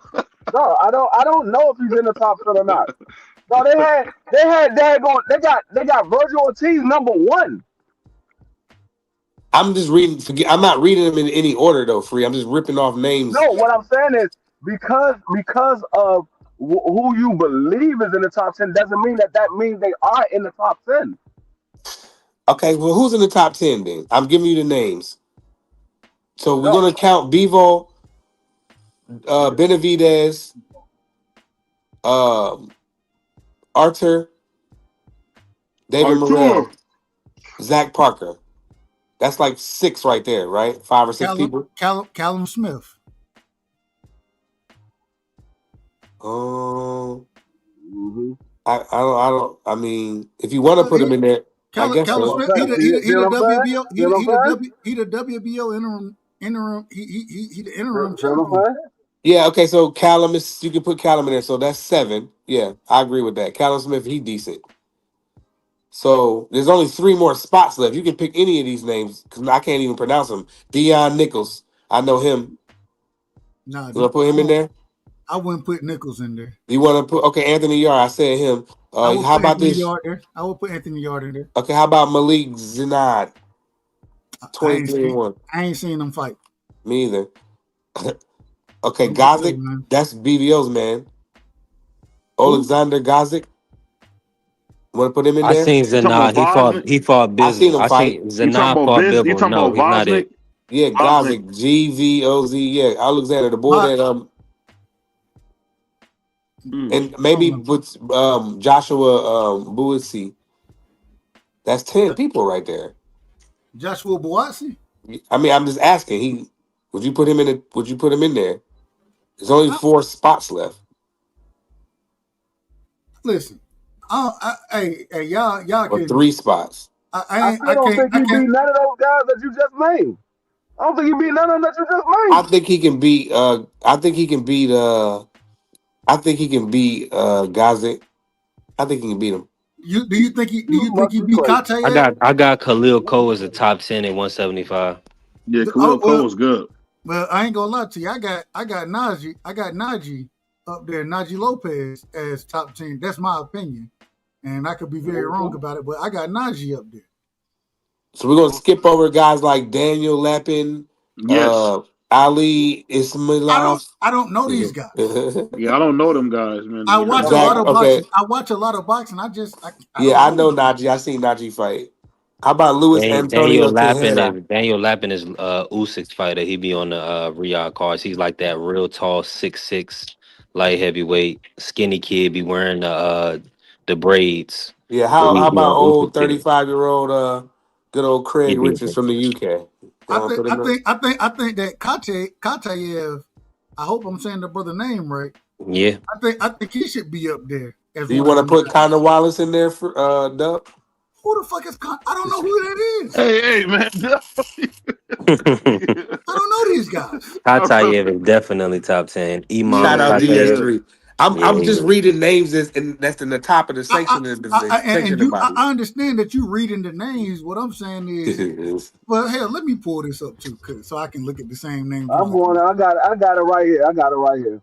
Here we go. Appreciate you. Let me ask you this real quick, brother Bernard. When you see a heavyweight, a light heavyweight, what makes a great light heavyweight in your opinion? Speed. All right, Speed. here we go. Hold on, Free. Go Hold on, Free. Go ahead. ahead, Bernard. I think speed, 6'1", 6'2", ring IQ, and respectable power. Do you think Jalil will fight at light heavyweight one day? Yeah, Absolutely. I think he fight at light heavyweight. If you see how big he is in person, yeah, you'll be like, yeah, he gonna fight. I seen him standing next to BVO. I seen him standing up next to BVO. He got what did Jalil? He about 6'1" himself right now. Yeah, he about 6'1". Probably just under or just right at. How much did he weigh that night? We seen him about 180. Yeah. Yeah, he's big as hell. I was surprised he making 54. Here go the top 10. Here go the top 10. They got Bivol as the champion. He's the undisputed, well, not undisputed anymore, but he's the champion. They got Arthur number 1, David Benavidez number 2, Callum Smith number 3, Anthony Yarn number 4, Bataille number 5, Ramirez, Bawazzi, whatever the heck his name is. Ramirez number 6. Hold on. Who is Ramirez? What's Ramirez's first name? It's not who you think it is. Not Zordo. It's not Zordo. It's Albert Ramirez. Albert, yeah. Okay, yeah, okay. That dude is good. I didn't see Albert Ramirez fight. I didn't see him fight. He's good. They got Morel number. They got David Morel number 7. They got this other guy. Can't pronounce his last name. KH. Katayev. Yeah, they got him number 8. He's good too. They got the guy that David Benavidez fought and fought Arthur. Yeah. Bosnick. And they got Hutchinson number 10. Those are the top 10. Who is Hutchinson? You know Willie Hutchinson? I like Hutchinson. Hutchinson put hands on a couple. Yeah, you talking about Willie? Yeah, he can fight. Willie. Yeah, he can fight, man. He can fight. Yeah, Willie, all right. So I don't have a problem with that. Let me do this. Let me ask this. Hold on 1 second, Dub. Let me do this real quick. So when you see a guy like Shiraz, do you think he belongs at heavyweight, Bernard, or you just think he could just make 160? Does he belong at light heavyweight? You belong at any weight class that you can fulfill the contract for. See, man, y'all be talking about crazy stuff. If you can make 160. If you can make 160 and fulfill the contract and win, then why do you belong at another weight class? Coach, I'm glad you said that, Coach. And let me ask this question. These people, and I'm not calling no names, they talk about weight bullying and all this other kind of stuff. I'm of the mindset, if you make the weight, you can fight at the weight. I don't give a damn how you did it. If you make it, you can fight at it. Do you believe in weight bullying in the sport of boxing? Yeah, I do believe in it. And I'm going to tell you why I believe in it. Tell me why. I want to hear this. Yeah, I need to hear this. Because, in my estimation, when Jalil was fighting at 47, he was a weight bully. That's my son. Because anytime it takes an unusual amount of effort. Unusual means more effort than your peers take to make a weight. Then you're doing too much. and you should be at the next weight up. If you are in a situation where you start to look sick and you make the weight, then you should move the weight up, because you're using you're using the one thing that can equalize everything to your advantage, size. That's not me ragging on any fighter. I didn't rag on my son. My son said, "Dad, I'm the fighter. If I want to go through this and put my body through it, that's my prerogative." But when you come into a fight and all things being compared even, that's the other side of, to me, where you're not a weight bully. The guy who takes it not the easy route. I hate to say that. The guy who takes the path of least resistance to make weight, he could have chose to put a little more and put himself down another weight class, but he chose to stay where he is. So the guy who chooses to sacrifice, make himself extremely small, and it probably should be close to not able to do, but then he can rehydrate to a bigger weight or to whatever they want to say he is, then he sacrificed on the front end where the other guy sacrificed on the back end. So now I'm gonna tell you my argument against you, right? I don't believe, first things first, this is the sport of boxing. There ain't no such thing as a bully in the sport of boxing, in my opinion. This is just my opinion. The second thing is when you sacrifice to make those lower weights, you lose something. You lose, whether it's cutting muscle, you know what I'm saying, whether even in rehydrating. A lot of times when fighters rehydrate, yeah, they size-wise they may get a little bigger, but you still lose punching power. You still lose your chin. You lose a lot in that weight cut, right? And so if you want to take that risk to go down to that weight, I think you lose more than you gain in size as far as the fight goes. What would be your opinion on that? I say this: if I got a young fighter and he can put himself in the weight bully situation, I would let him do it. And the reason why, what he lacks in experience, he make up in size. And what you said about the punching power, I would argue that if you ask any of the, I think 9 guys that Jalil knocked out, did he lose anything on that scale? They gonna say, I don't know what he lost to that, because he sure found it when he hit me. But the same way, but the same way, when and this is why, once again, if you sacrifice that to make that weight, right? When you speak on Jalil, and really, before I don't even want to speak on Jalil, because that's too. I think that's a tad bit too close to you, respectfully. No. Hey, brother, let me tell you something. I was born with elephant skin. That shit kind of thick. I ain't mad at it. Whatever. Let me tell you one thing I will always do is respect a man's opinion when he gives it directly to me. The only thing I don't respect is a coward's opinion when he say one thing behind my back and then say a different thing to me. Anything, Coach. So I don't take any offense. Please say what you feel. Use your example. We done talked enough that I ain't fit to talk behind your back. I'm gonna talk directly to you, respectfully. Yeah. So say your example. Go ahead. So when Jalil, even, and I know he had ankle injury, that type of thing. The word on the street is the nigga was struggling to make weight. That's the word on the street. That ain't word on the street. That's me telling you. The boy has always been big. The first fight he fought with Jose Roman, Jalil struggled like a motherfucker. You ain't hear me complain with Eddie Hearn say what he said. He looked damn near dead to get to the scale. But the second fight, he was perfectly fine. He went to the press conference on Thursday with a tank top on to let people see I'm good. I made it. But my thing, even when you look at, and this is why I can't even use Jalil in this Yes, situation. you can. Go No, ahead, no, brother. listen, just Go listen to ahead, what I'm brother. saying. Just listen to what I'm saying. Listen to what I'm saying. When you have individuals having rhabdo, you know what I'm saying, as we've seen with Virgil, right? When you see individuals, what's the brother name? Janabek, damn near passing out trying to make the weight, right? You're losing something more than you're gaining in ES3 salute. in the weight that you're cutting. You're losing more, in my I can give opinion. you that. I'll use Jalil as an example then. Go Hell, ahead. I'll use him as an example. How many people actually watched the fight that he fought against Jose Roman? I watched. We all did. Yeah, we We all watched. watched. Okay. All I right, think I we I watched think it back. we might have caught that fight here. I about to say we might have called that one, Coach. Tell me at what point did you see Jalil not pressing during the whole fight?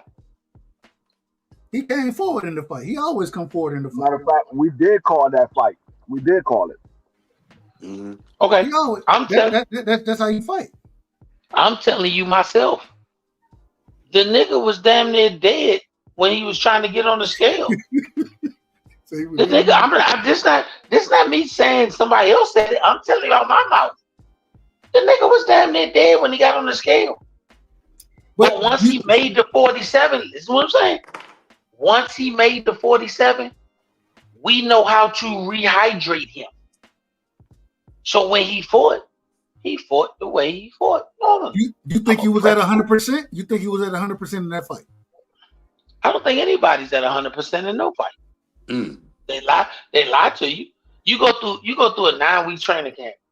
You spawn with dudes 3 days a week while you're cutting weight. You coming in not at 100%. You listen to what Gary Russell Jr. say. My hands are damaged. He been saying that his whole career. I know his shoulder was messed up since the amateurs, so he never went in at 100%. You don't go in at 100%. The only person that goes in at 100% is the person who's making his debut coming from the amateurs. As you matriculate up the scale, you try to be as close to 100% as you can be. You ask anybody in any sport, NBA, NFL, Major League Baseball, wrestling, whatever sport, on the average game day, how close to 100% are you? You never. Hey, thank you. So they say I'm about 97%. If you come in at 80%, you look you doing well for yourself. Correct. Yeah. I think weight bullying go both ways. I think the little man who doesn't have to cut any weight, I think he's a weight bully because he's closer to healthier than I am because he didn't have to cut shit. How he a weight bully though? That's not He fight fair, at his Coach. normal weight. Yeah, it's not fair. No, listen what I'm saying. If he's fighting at a weight where if a fighter say I walk around at 60, but they fight 54, then if they really wanted to do it, they could make 47. But you can't have it both ways now. You can't have it both ways. I just don't believe in that term weight bully because I just think when you do, I just think you be so at a disadvantage. I just don't. That term is. I don't believe in it, man. I don't. Because it's like what Earl did when Earl looked like he should have been gone out of 54, bro. Like you said, out of 47. Like you're a young boy. I seen your young boy the other day, and he looked like he was in pretty good shape to me. You know. But a weight bully, I just can't get down with that. I don't believe in it. That's all. That's just my opinion. You know when the weight bully came into effect? The weight bully came into effect when they stopped doing same day weigh-ins. Agreed. I agree with that. Weight bully came into effect because now everybody they got an extra day, a whole day where they can rehydrate, so they can fight at a weight class that they normally probably wouldn't fight at. So they drain themselves to get down to a weight class. And then when they come back, that's why you see guys 20 pounds bigger than the other guy that's fighting at that weight class. I mean, Look at Van Rodriguez. Look at Van Rodriguez. He fight at 118. They said that man was 135, 140 pounds on fight night. Yeah, that's crazy. I think you made a great point, bro. You know when you're a weight bully, when you can't go back to the old days and fight at the if you had to make weight the same day you fight, would you fight that weight class? If your But answer is no, you're a weight bully. but man, see, Coach, you disingenuous. You're being disingenuous, and I'm gonna tell you why I say that. Even with the same day weigh-ins, right?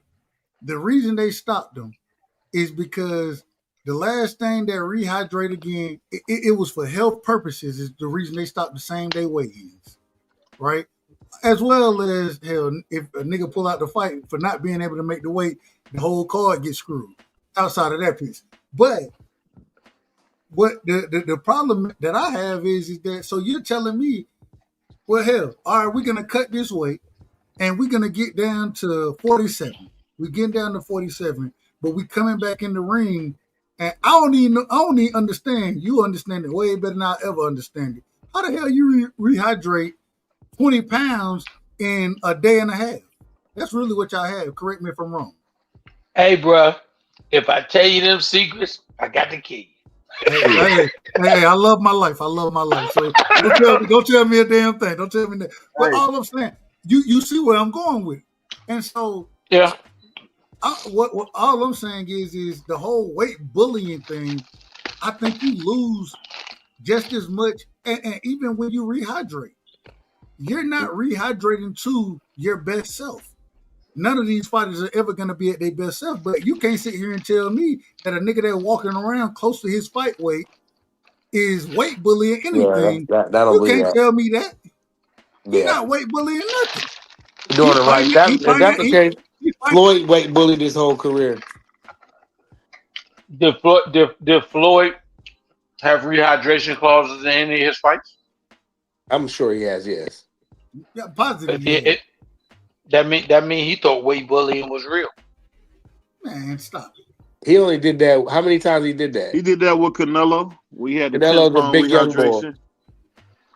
He did the It same was thing it with was it was rehydration in a few of Floyd fights because he was and the fight with the and the IBF fight champion. with what's the guy's name? Cotto. That was at yeah. 54. Yep. Yeah. It was That's because he had the it was a IBF few belt fights. though. See, Right. there's a lot of rehydration clause, like I told y'all before. There's a lot of rehydration clause that goes down that we That never know nobody about. talks about. Nobody Nobody talks about. Yeah, talks that's. about I it. believe Yeah. that now. I believe if you put a rehydration clause in, then you at some point think that the extra size he's going to come in with can make a difference in the fight, and you want to make it as close to fair as you can. Y'all want to Because see me lose, Bernard? That's what Tank said. Y'all want to see me lose. I mean, but once again, I don't have a problem with Tank or anybody, Floyd either, having rehydration clause, and I don't have a problem with the guy who took the rehydration clause.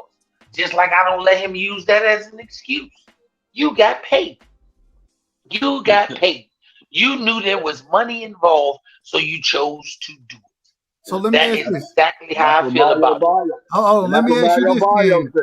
Mario Coach, Barrio said, I had a rehydration clause. Nobody knew about it because I ain't crying about it. I signed the paperwork and I took it. hold He on, said the Coach. Let same me ask exact you this thing. then. Let me ask you this. We understand that the IBF, shout out to the IBF. I think the IBF is, as far as sanctioning bodies go, I think they're the truest The to worst. what they're gonna do. He said the worst. You can say the worst. I think they're the truest to what they're gonna do. I think they stick to it. Whether it's stripping somebody, whether it's the 10-pound rehydration clause, whatever it is. Would y'all go out right now and be fighting for the IBF if you had to say, hey, Jalil, we fighting at 54, you can't come in over 64. Would y'all take that type of fight?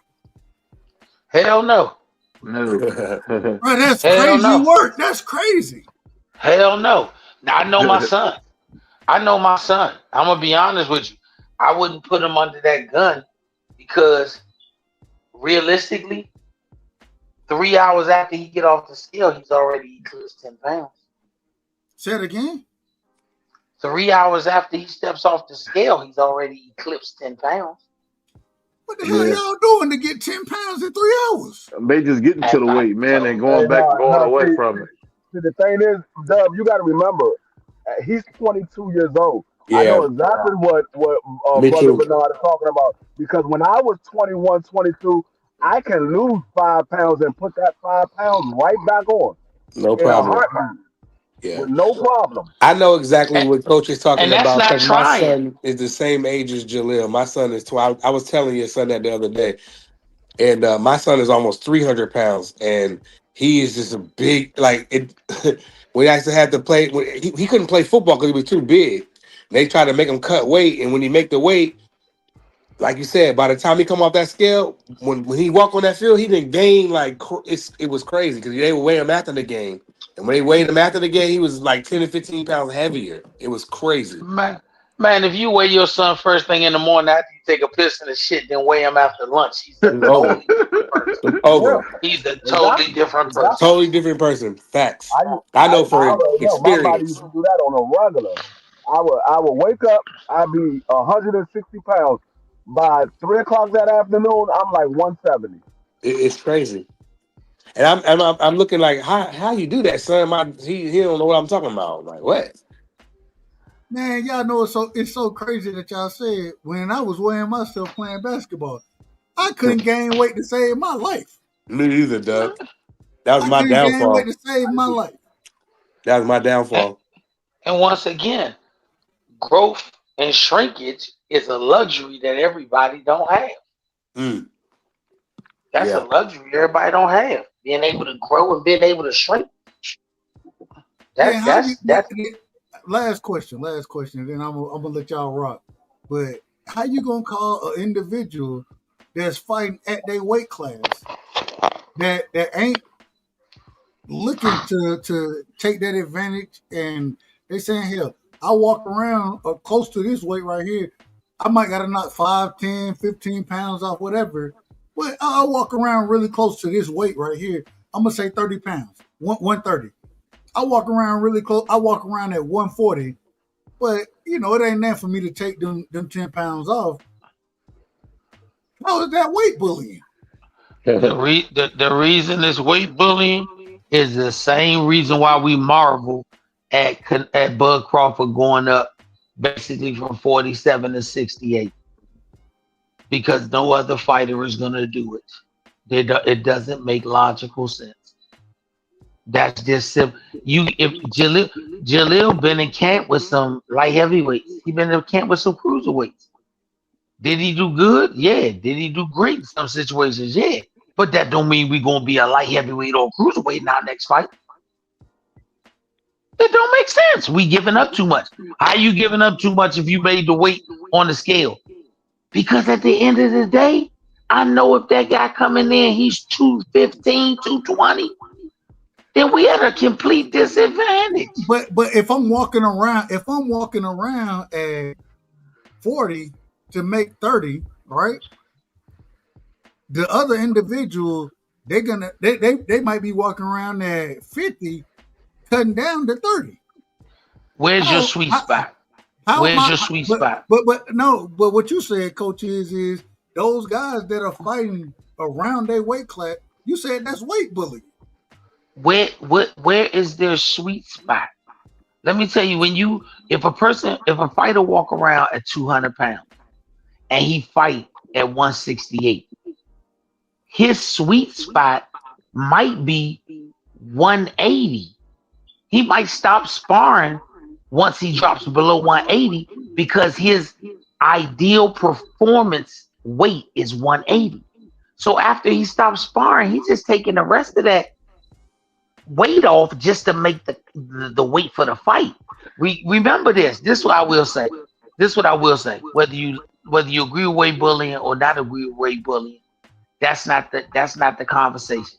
The conversation is, did the contract say make 147? If the contract said make 147 and you make it, then I fulfilled the contract. I'm sorry, you can't get bigger. If I can get bigger, then I made what the contract weight required me to be. I think some of these guys that are taking these fights with these rehydration clauses, I think they damn fools. Because that means you got me doing something twice. You have to make weight one time. That's the night that you have to make it on the scale. If I got to make weight tomorrow morning, then why did I sign the first contract? Just say I can beat as much in the morning of the fight. I don't know, man, but I get what you're saying. But I'll say Well, this though. what Bernard's saying is you making him cut weight further down than what he needs to. You making him cut down. If you fight at 47, you got a rehydration clause. You can't get past 57. Why are you making him cut down to 47 when we could just weigh in at 57? Thank you, and just call it a day. No, man. This is ridiculous, man. This is y'all, but y'all so If you, far, if I, y'all so if far out I, of pocket, it don't even make sense. if I weighed in contractually for a 147 fight, isn't the fight in the welterweight division? I made weight on Friday. On Saturday, you're asking me to weigh in again, but I can be as much as a middleweight. Then we're not fighting as welterweights then. Then we're not fighting as welterweights. That's why my son always refuses when they say it's not mandatory for you to do it, but we want to see what you're going into the ring at when they be in the dressing room before you get dressed. If it's not something that was in his contract, my son will be like, "Nah, I'm not doing that." Do you know this is the first time that? Do you know this last fight was the first time that they ever were able to get his reach? He refused it. He used to say, "Man, let me see it in the contract. let me see in the contract where I got to show you my reach." And they said, "Well, it's not in the contract. It's for the TV." He said, "I'm not doing it." Only reason he did it this time because it was on Turkey Fight. He was like, "Man, shit, I'm doing this." But if it wasn't, he was like, "Man, he didn't even do it in his title fight." So what you telling me? And I say this respectfully: if you ain't cheating, you ain't trying. What you telling me? Everything is cheating if it's not by the rules. And when I say by the rules, you ain't cheating, you ain't trying. Yeah, I'll tell you that.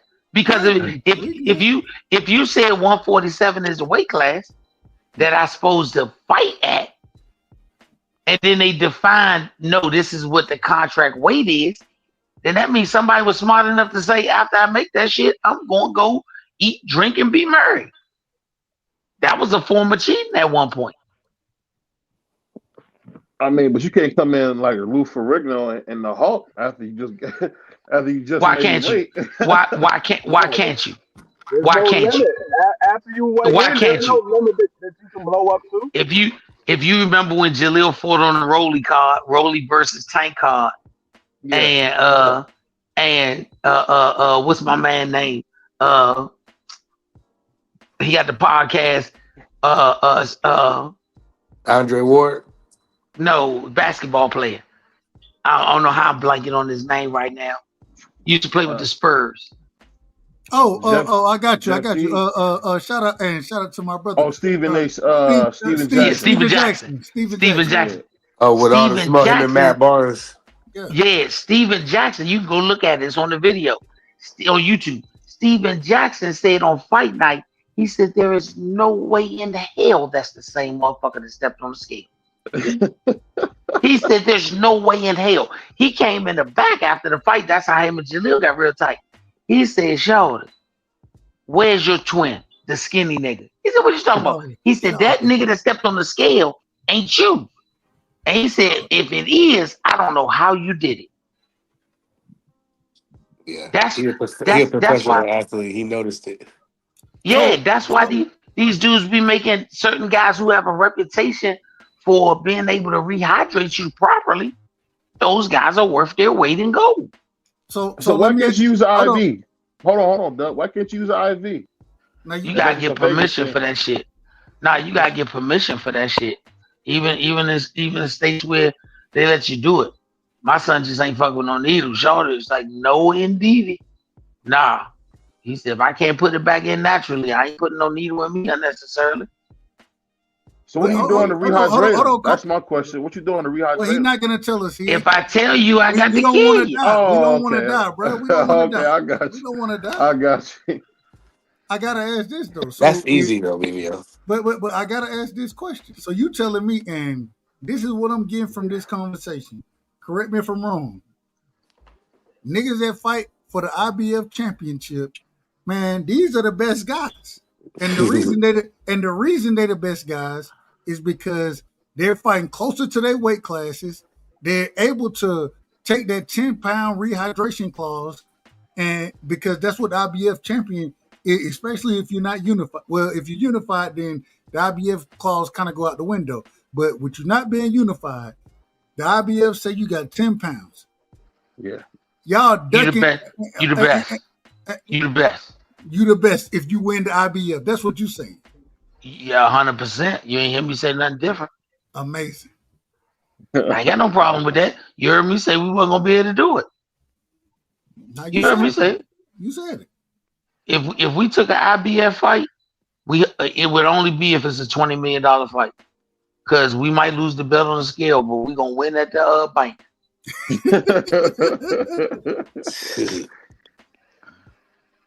I wouldn't put my son in that situation.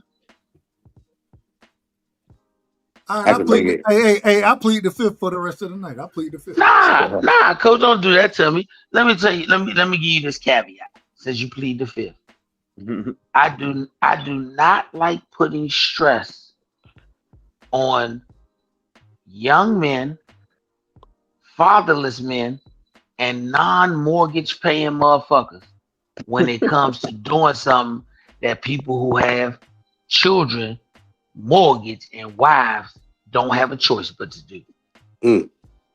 I wouldn't do that. You think I'm gonna tell my son that he got to stay within 10 pounds and he don't pay no mortgage, he don't have no kids, and he don't have no wife? Why do you think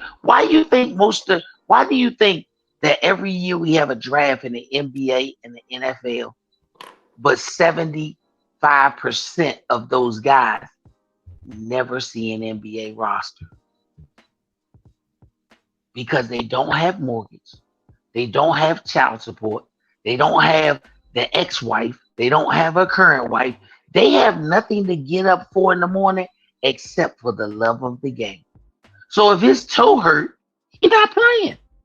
But you ask that dude that got a wife, a mortgage, a child support, and bills, he gonna play with a broke toe. Yeah. He sound like me. That's real shit. I'm not, man, let me tell you something. Until these boys have a baby and break up with the baby mama, or get a wife, or have to pay a mortgage, they don't understand how it is to play injured. Yep. They don't understand that shit. Do They you gonna learn realize real that quick if that happens? In this day and age that we live in, more fighters miss weight without even trying to struggle to make it than at any other time in boxing history, because they're all so young. Man, fuck that belt. Fuck that belt. Man, I made $3 million to find this motherfucking 400,000. They already told their coaches, man, get that nigga that 400,000.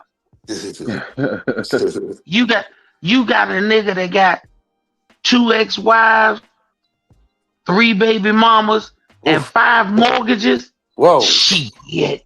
Man, that nigga ain't, man, look, wrap my toe up, tape my toe to the toe next to it, give me a larger cleat and 2 pair of socks, and give me 1 needle. And I'm playing. Because he can't afford to miss a game. Yeah. How many jobs did you quit when you was young? Man, that nigga wasn't gonna let me go shoot ball with my boys and come to work late. Fuck that job. I wasn't allowed, man. If I ain't have a job, my dad make it hard for me, man. That was a must in my house. So listen to what you said. Not that your job was your nature, but your dad made it hard for you. Yeah. You wasn't doing it because you was this responsible young Right. man. You was doing it because your dad made it Yeah. hard I was for like, you. man, I'd rather be at work for 4 to 6 hours than have my dad on my heels taking my car. He take my wheel. My Thank dad, he you. won't take the keys. He would do something because he know I'm smart. I will make a copy of a key. My dad go to the extreme and take the battery out of the car. I had to go buy a backup battery. So when he take the keys in the car, I had a backup key and a backup battery. And then he finally caught on to that. And then I came outside. My shit was on bricks one time. I was like, damn. Like he took the donut out the car and the back tire was gone. I was like, damn. There wasn't no way around that. So what I'm saying, you know to be firsthand. So You know to be firsthand. I I work tell at the my son, movie theater anywhere. I tell Jaleel all the time. Him and my son Rob were my boys I had after prison. And I thought totally different. You know, I tell anybody, I never bought them a condom because a condom is me saying be safe. I told them be abstinent. Until you ready to marry her, don't lay with her. So if my boys would have had a baby and talking about, man, she trying to just get me for my money, I'll be the first to tell them, no, she got you for your money.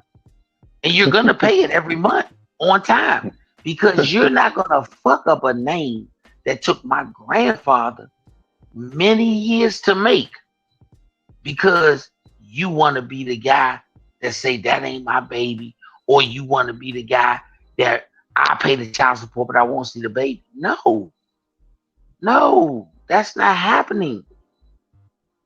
That's not happening.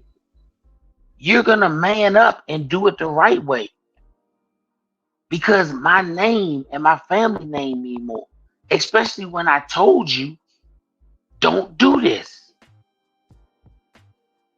Yeah. So I'm glad you had the father you had. But the only reason you did that shit, not because you were the most responsible man in the world, but because your daddy was one of the most responsible men that was ever in your life.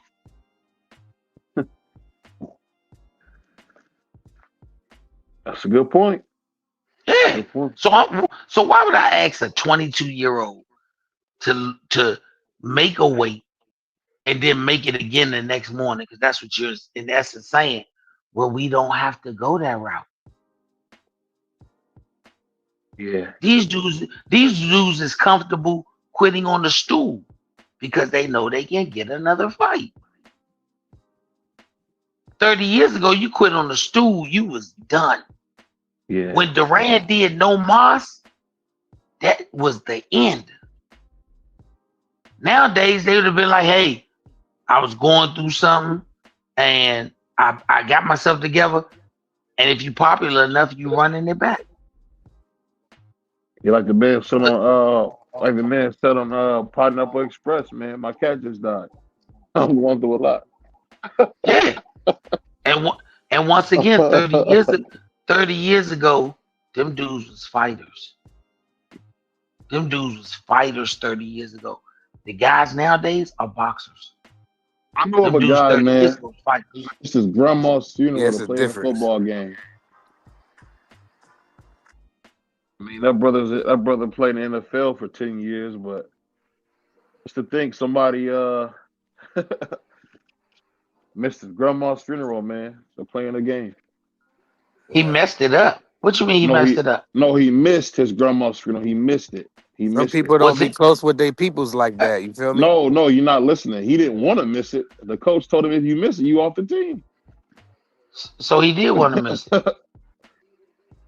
No, I mean, One, if you off the look, team, then bro. no, they take your scholarship, bro. You got to be on the Listen team. to. I'm gonna keep it a bean with you. If my Yeah, son called me, and said, "Hey, Pop, Grandma passed away. We fight in 2 weeks." I'm gonna say we might not get her buried this week. We might have to wait 3 weeks to get her buried. Other than that, if they want to have it, son, you gotta fight. Cause my grandma be the first one to say, if you missing the fight can bring me back, then miss the fight. But if you not missing the fight ain't gonna bring me back, then what are yeah. you doing it for? What are you doing it for? You know, old folks do talk like that. I remember I Old went to go folks see my real. yeah, on my aunt. One time, me and my wife went to go see my aunt. She was older. She said, "What are you doing here? Go ahead and enjoy your life. Get out of here." I'm thinking. Hey, I'm trying to see hey, your bro, old tail. I'm You gonna gonna live tell up you, there? I'm gonna tell you some heartbreaking shit, man. I'm gonna tell you some heartbreaking shit to a lot of young men.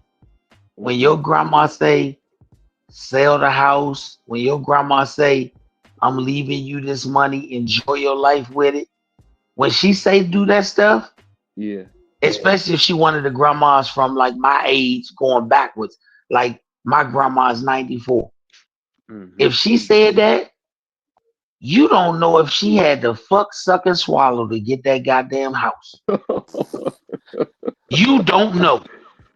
You don't know. You don't know what. You don't know what level of demeaning she may have had to go through so that she could do the one thing she might never have been able to do is get something to leave for her kids and grandkids so that they can have a better financial state. And the Yeah. worst thing you can do is to say, I'm not doing what grandma said because this house mean this. And it deteriorates and you lose it. Uh, And you will never know what grandma did. But if she could come back to life, y'all would have been living in an apartment because she would have held on to her dignity because she said my grandson held on to stupidity. You that's know, tough. it's crazy you say that, man. I remember my grandma told me something I'll never forget. At the end of the day, there's no owners of money, only spenders. That's a And I fact. remember, and I Uh-huh. remember, I remember when she died. You know, niggas was fighting over a TV, fighting over a couch, and I just remember thinking to myself, like, man, y'all can have it because none of that's gonna bring her back. Right. And You know, that's why I'm glad it's just me and my sister, bro. I mean, I don't believe in that because I don't care about all that stuff my grandparents leave me. I know what they're leaving me, but I don't care about that. I'd rather have them. And I'm blessed at my age to still have my grandparents and my parents. So, you know what I'm yeah, saying? I don't care about the materialistic stuff because I had it all my life anyway. So what's the difference? I'd rather have my mom and pop out. That's just what it I'm is. I'm glad you explained that, brother, because I long as thought you you ain't meant stressing him out, long as you ain't stressing him I out. Well, I I'm thought you going to meant stress I them thought out. you I'm the meant, firstborn. So. hey, I thought you meant you only had to hit your sister over the head. Right. Right. See, me and my sister, we close. You know, we grew up in the same house and stuff. You know, so she's the financial person. So she's the one that my sister. We 50-50. We care. We don't. We already had this talk as brother and sister. We not on that. You know what I mean? We don't care about none of that stuff that my mom and pop out leave us. We don't give a damn about that because we enjoy our grandparents, even though they fuss and they. I need you to drive me down North Carolina tomorrow and forget my plans.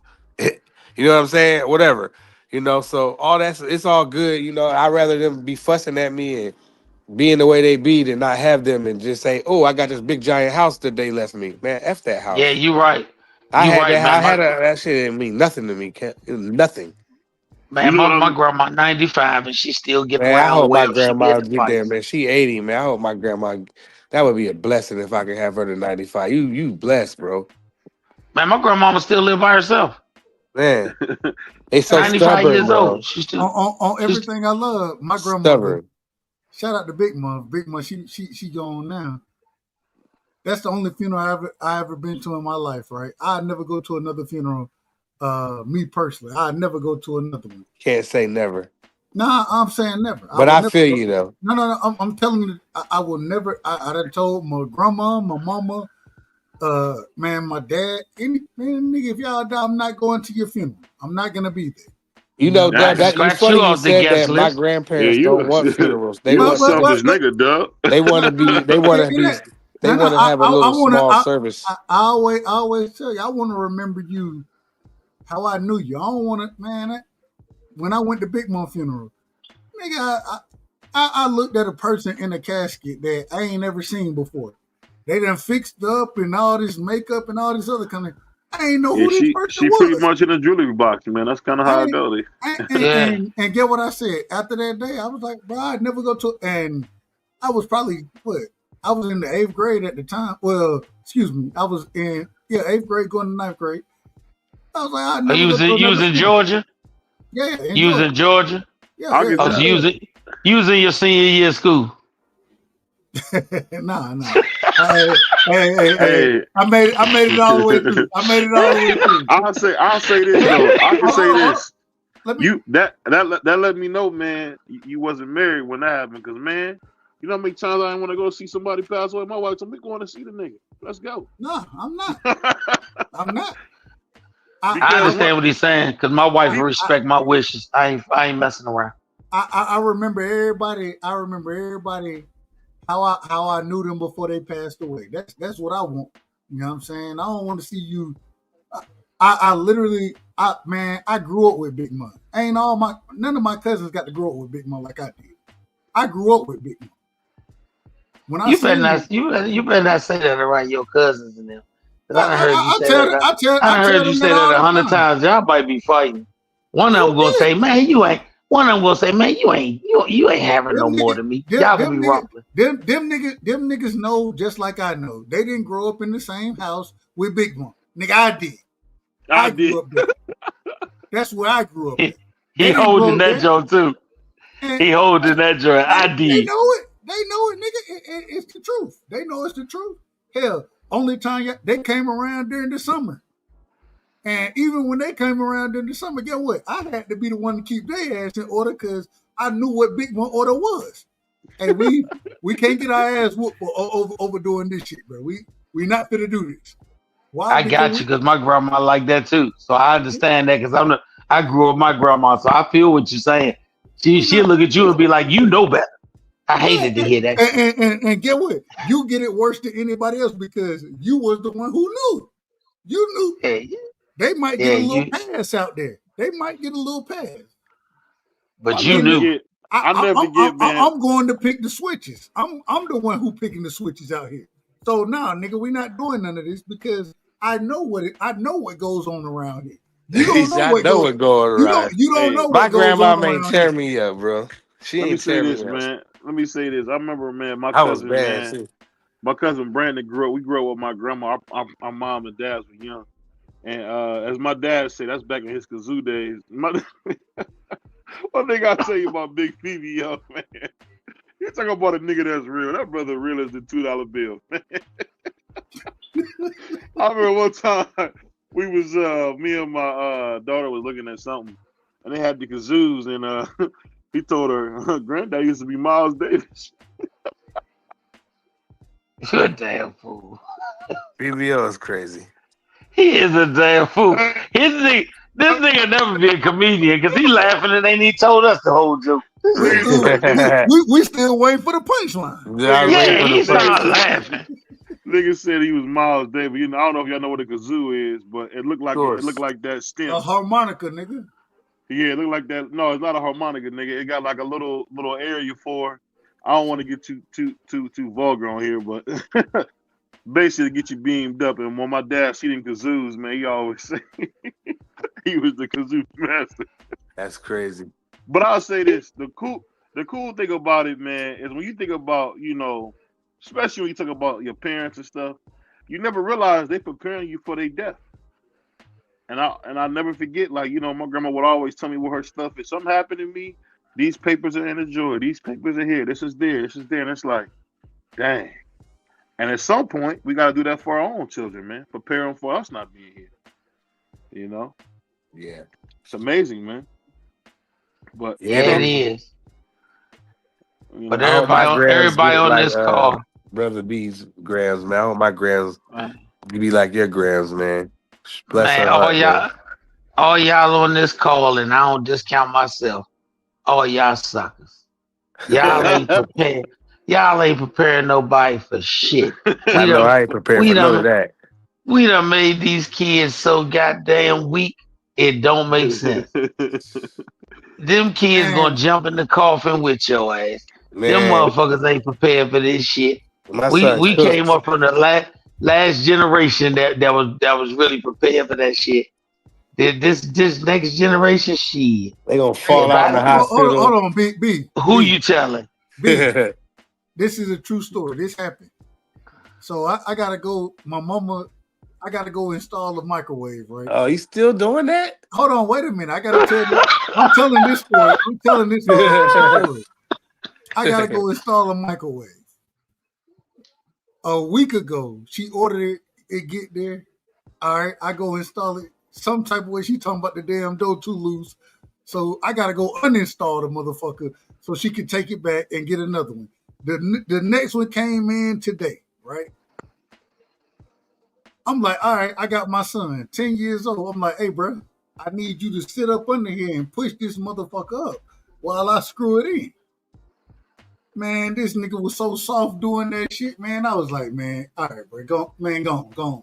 I'm trying to tell you, this Go generation, on, bro. this generation now, we ruined them.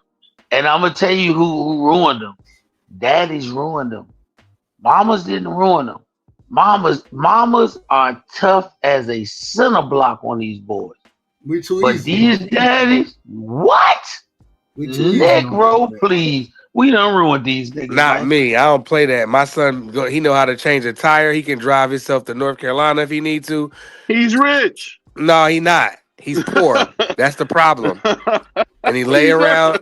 He lay around, and Man, his ass don't want to do. look, He's supposed look, to be in the union. He don't want to do that. So now your he's son running grown. down. Yeah, well, At But he's 10 still rich. I'm talking man. about. I'm talking about at 10 and 12. My son can go change a tire. But on a car. right now, this is the and I by agree itself. I agree with Coach. With me I standing agree with over Where you top live at, of him. Missouri? Where you live at, Missouri? No, I live in South Jersey, right over the bridge in Philly. And then Oh my other yeah, crib's in, hey, the other so you crib in North can't, Carolina. bruh. Nah, I ain't giving you credit for that. Everybody in South Jersey know how to take a tire off because they know how to steal a car. Yeah, I can steal a car, man. Not in South Jersey. They made a whole movie. They made a whole movie That's about y'all North Jersey, stealing cars. Coach. New That's North Jersey Jersey. Drive. That's Man, North y'all Jersey. That's North New Jersey. Jersey. I'm closer to Atlantic City and Philadelphia. That's North Jersey. They be stealing them cars. They don't play that shit out here in South Jersey. You will go to man, y'all jail. going crazy with the cousin, man. Hey, you will go to jail Man, out here stealing cars out here in South Jersey, and I promise you that. Man, y'all don't steal them in South Jersey, but y'all don't steal them in South Jersey, but that's where the chop shop is. Yeah, no doubt. Atlantic City. Yeah, Hey, because for sure. know, For sure. Yeah, it's the thing that Prize don't tell you. He's rich, man. His son gonna Man, do what why he you do. keep saying I'm rich? I don't got $100,000 in my account. You don't gotta have it. You know where to go get it. Man, nah, he said before that his grandparents ain't giving him a peso. Man, listen, he said they ain't playing that. They ain't bro, giving him a peso. Bro, the most money my grandmother ever hold on real quick. The most money my grandmother ever gave me at one time was $11,000, and that was so long ago. You know what I mean? Other than that, they would put your ass to work. Hold on. You said your grandma gave you $11,000 at one time. 11 bands. I ever got for my grandma. I ain't never got $2,000 at one time. I got $100 for my birthday. I ain't never had none of this. Man, my man got rich people problems. Man. He just proved it to me. He got rich people problems. What do you say? No, I don't. He just proved. I got real nigga problems. I only got 11 bands one time. Hey, I only got 11,000 one time, and that was to get the service on the Rolls Royce. I wish. If I could get me a Rolls Royce, I'm in action. $11,000, man. Man, y'all crazy, man. Bro, you said $11,000 at one time. Yeah, what's wrong with that? I can give my son $11,000 right now if I had to. Nigga, but you said you said that like it was some amazing shit. It wasn't like it was good like at the time, like you know. That's good at any time. That's good right now. But you a gangster. What are we man? You a gangster, man. I'm sorry, you a gangster. I'm not, man. I'm a family man that believes in taking care of his family and respecting another man. And I want to respect that. Let me say this, man. That's all I am. I'm not different from nobody else. I put on my Jordans the same way y'all do. Hey. Man, you got 11,000. Shit. You don't realize how much money that is, Prize, because you're rich. That's why you don't even. Oh my God. I was on your side with that BVO bullshit until I just heard that story. I was on your side. BVO not to call that man that. Man, what you just said, you out of order. Go say it again. You out of order, man. Yeah, that's everybody on the panel think you out of order. We all say you out of order. There it is. Y'all boys everybody on the panel. Everybody on the panel. It wasn't like that. I wasn't like that. Ain't nobody asking their grandma, their mom, their dad for no $11,000. I didn't ask her for it. He Actually, didn't ask. Stop! You making it worse. Stop! You're making it worse. She just got volunteered 11 bands. Stop! You making it worse, man. Well, I was down. That's what family for. I bet you. Hold on. God forbid something happen. I bet you can come up with 11 racks for Jaleel. Facts. Hold on. Well, he can. He's rich too. Okay. We talking about you being rich. That's what we talking about. You the same one that paid for my drinks. Hey, I ain't rich. I ain't got no $11,000. You got all the money. What year did she give you that 11,000? Huh? What year did she give you that 11,000? 1999. 2018. Yeah, 2018. Oh, she just gave you that. Shit. Oh, nigga, please, you rich. You rich. Grown? Yeah, you rich. And I'm on BVO side now. My grandma would have made me a pot of chili and told me keep going. Hey, you better go find a way. Hey, no, not find a way, Doug. What you gonna say? Hit them knees. See, gotta show you how to get it. My grandparents don't believe in that kind of stuff. They believe in other stuff. Gotta make a way for you. He'll make a way for you. My grandparents, they basically won't like. Okay, like if I need that right now, my grandma gonna tell me to get out of here. Prize, you got it. That's a fact. Everything. Hold on, get what well, that's on my kids. My I better be dying. I better need a kidney. The most amount of money my grandma ever gave me, she gave me $500, and that was to help me for my first car, a down payment on it. $500. That's the most money I ever got from her. You said 11,000. Yeah, you said 11 bands, bro. I was on your side to you, and you said that shit with a certain level of. Well, I ain't know what y'all. I ain't know. I don't listen. You said it with such a smug attitude, like she only gave me 11,000. I didn't say it like that. I said the most money my grandma gave me was 11,000. How much she gave you before that? How much she gave you before that? The most I can remember was 500 for my 16th birthday, maybe. How much? 500 maybe on my 16th birthday. Maybe, yeah. Man, stop it. Hey, nigga, I got a sandwich from Arby's, nigga. we done gave so much grief. He meant to say his 6th birthday. Nah, I got a Nintendo on my 5th birthday. My granny about to fry some fish. Not no $500 for no kids. But my grandmother, she owned nightclubs and stuff in the 80s, man. She got old money, bro. That stuff. See, my grandma worked at them. See, and my grandma didn't believe at work. She didn't believe for working for nobody, bro. She didn't believe in it. Let me say, I don't think my grandma believed in it. She just did what she had to do. My grandma owned multiple nightclubs. My grandfather is in the union. He been in the union forever. Let me say this real quick. Damn, boy, is Bumpy Johnson your uncle? Something like that. Motherfucking Queen, boy. You was lucky. You was lucky. Nobody don't do nothing to me in Philly. I'll leave it at that. I know that's right. Why would they? I ain't never thought about hitting no rich dude. For what? Go to jail? Man, you don't know I'm rich. Did I look rich? Did I look rich when y'all was? I was just with y'all the other day. Did I look rich? Hold on. Didn't you have a product coat on? Didn't you have a product coat on? No, I had on a hoodie, just like we all took a picture. I had the same kind of stuff on that Coach B had on. You talking about Saturday night? Yeah. Oh, you was that rich nigga. You don't even know what I had on. I'm fucking with you. I know. It's all good. I can take it. But no, if this wasn't my man, I would have bombed him. Nigga had on the off-white glasses and no, I didn't. Jacket on. Bro, I had on some Meta glasses, bro. What are you talking? I had some regular Ray-Bans on. You think I want to shout out to Hey, real quick, shout out to Vacay Bay, shout out to Angie. Yeah, shout out to the sisters. You know what I'm saying? Shout out to the great ladies, man. I would dress regular. I had on some Charles Barkley sneakers, regular jeans. But wouldn't they sign? You had the purple, white, and black ones on? Nah, I got those, but I had the all black ones on that night. He said, I got all the Barkley except for the 93 joint with the Michigan. When they come out, I need them. Then I got all of them. The original ones, like the black and white ones, the all black ones. Yeah. The Michigan 93s come out, I'm on it. I don't care how much they cost. I'm on it. Hey, but it's nothing wrong with being rich, Prize. I grew up. Why you keep saying I'm rich? That's crazy. Because you are. Yeah, only if you do. Don't pay them. Don't pay him no attention. VVO been doing this Don't to me pay for me. years. Hold on, Don't pay him no attention. Bernard. I grew up on food stamps and weight. Man, you know what you dudes are. The reason, you know why I watched this Dude, my joint the other mom day. used to get food stamps early. Man, y'all That the was male easy. view. That was easy back then. My grandma would sell her food stamps to get her hair done back in the day. Shout out to Granny G, man. This dude talking about his grandma had 11 bands for him. My grandma ain't have $100, bro. Hey, What she? hey, Slim, y'all like the male view. I swear for God, man, y'all What my keep me grandma? What coming my back. grandma say, Bernard? I got this check. We're gonna get a few groceries, and we getting out of here. That's what my grandma said. We got a few groceries. Hey, we at the giant food. What you mean? We at the giant food. And she about to make spaghetti. We gonna eat this. I keep trying to tell BVO Coach B that my grandparents are the ones. They're the rich ones. I'm just a regular guy that I go to work every day, just like everybody else. Phil Collins made his kids go to school. That don't mean they wasn't rich.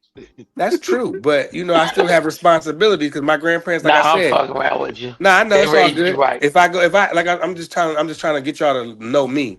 Like if I ask my grandma right now, if I called her on the phone and say, "Ma, I need $10,000," she say for what? If I say I need a kidney, I need a foot, an arm, a finger, it better be something like that. If it's some stupid, oh, I got this great idea, it's not happening. If it's something, it got to be fatal, bro. Bro, if I call Big BBO and I call my mom for $50, they ain't got it. Well, I'm breaking that tradition because if my son called me and need $20,000, I can give it to him for sure. From me, not from borrowing it from nobody, from what I accumulated.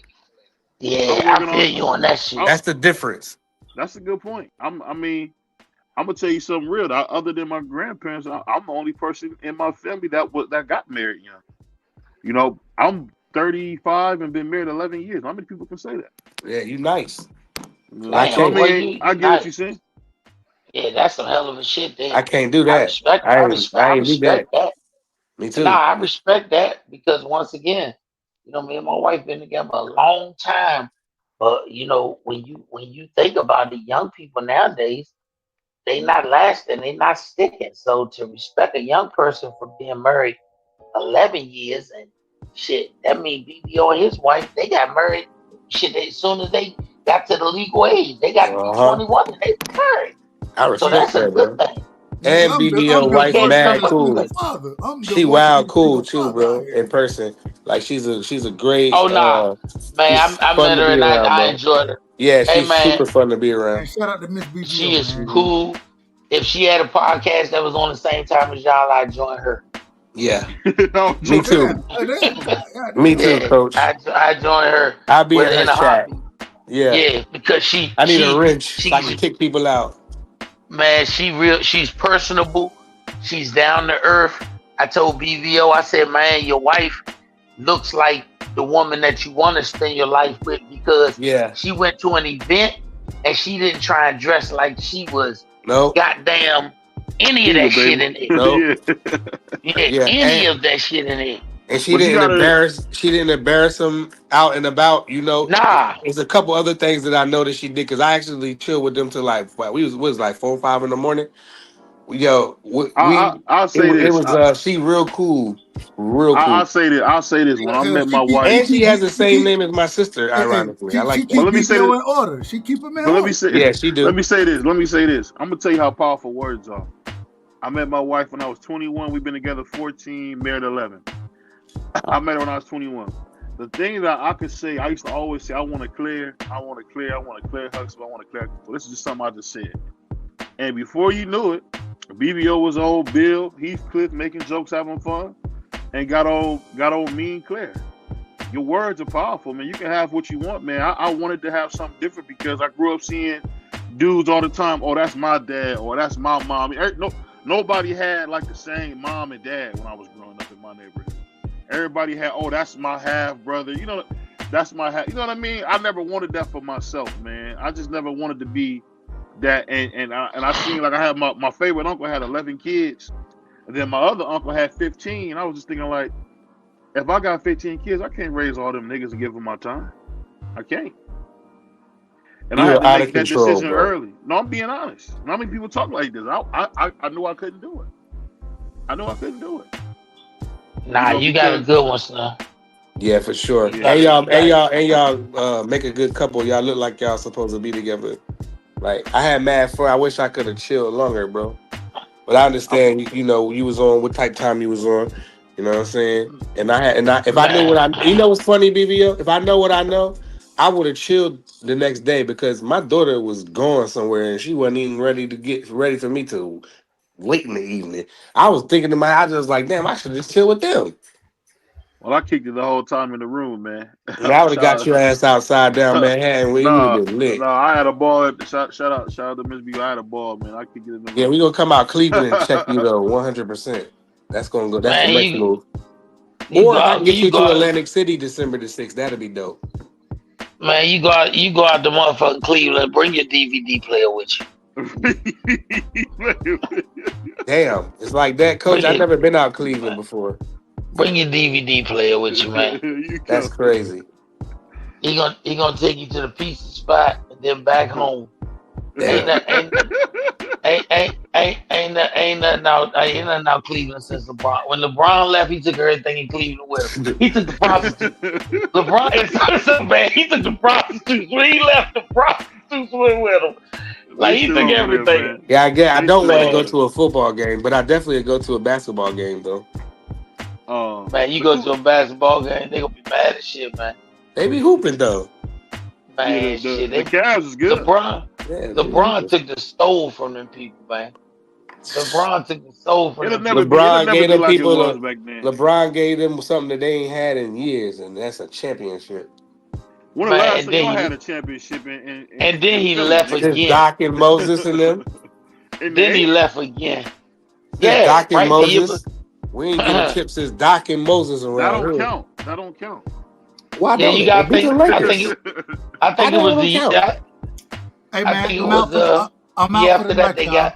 All right, Doug. For the night, hey, I gotta make sure that everything happen the way it's supposed to happen tomorrow. So I'm out. Appreciate y'all, love y'all, and we'll rock again. Hell, tomorrow. Y'all already know what it is. You know what it is. Hey, Coach. Tomorrow after BVO, and hopefully BVO start early so I can get going. I'm gonna be on at 8. Yeah, I'm gonna be on. But we gonna be talking UFOs and all that kind of shit tomorrow. So pull up. Oh yeah, you know I like that type of stuff. I always say I gotta pull up on you when you talk about your conspiracy shit, because I do believe in conspiracy. No. Tomorrow is that night, man. We gonna be. You know what my grandma used to say, but no, I believe in Christ. Yeah, you say anything like that. You know what? Wow. You know what, boy? You wild, boy. On that note, man, we out of here, y'all, man. Smash the like button. It's your boy BVO, man, the Prince of the City. We gone, y'all. Peace. Peace. Peace.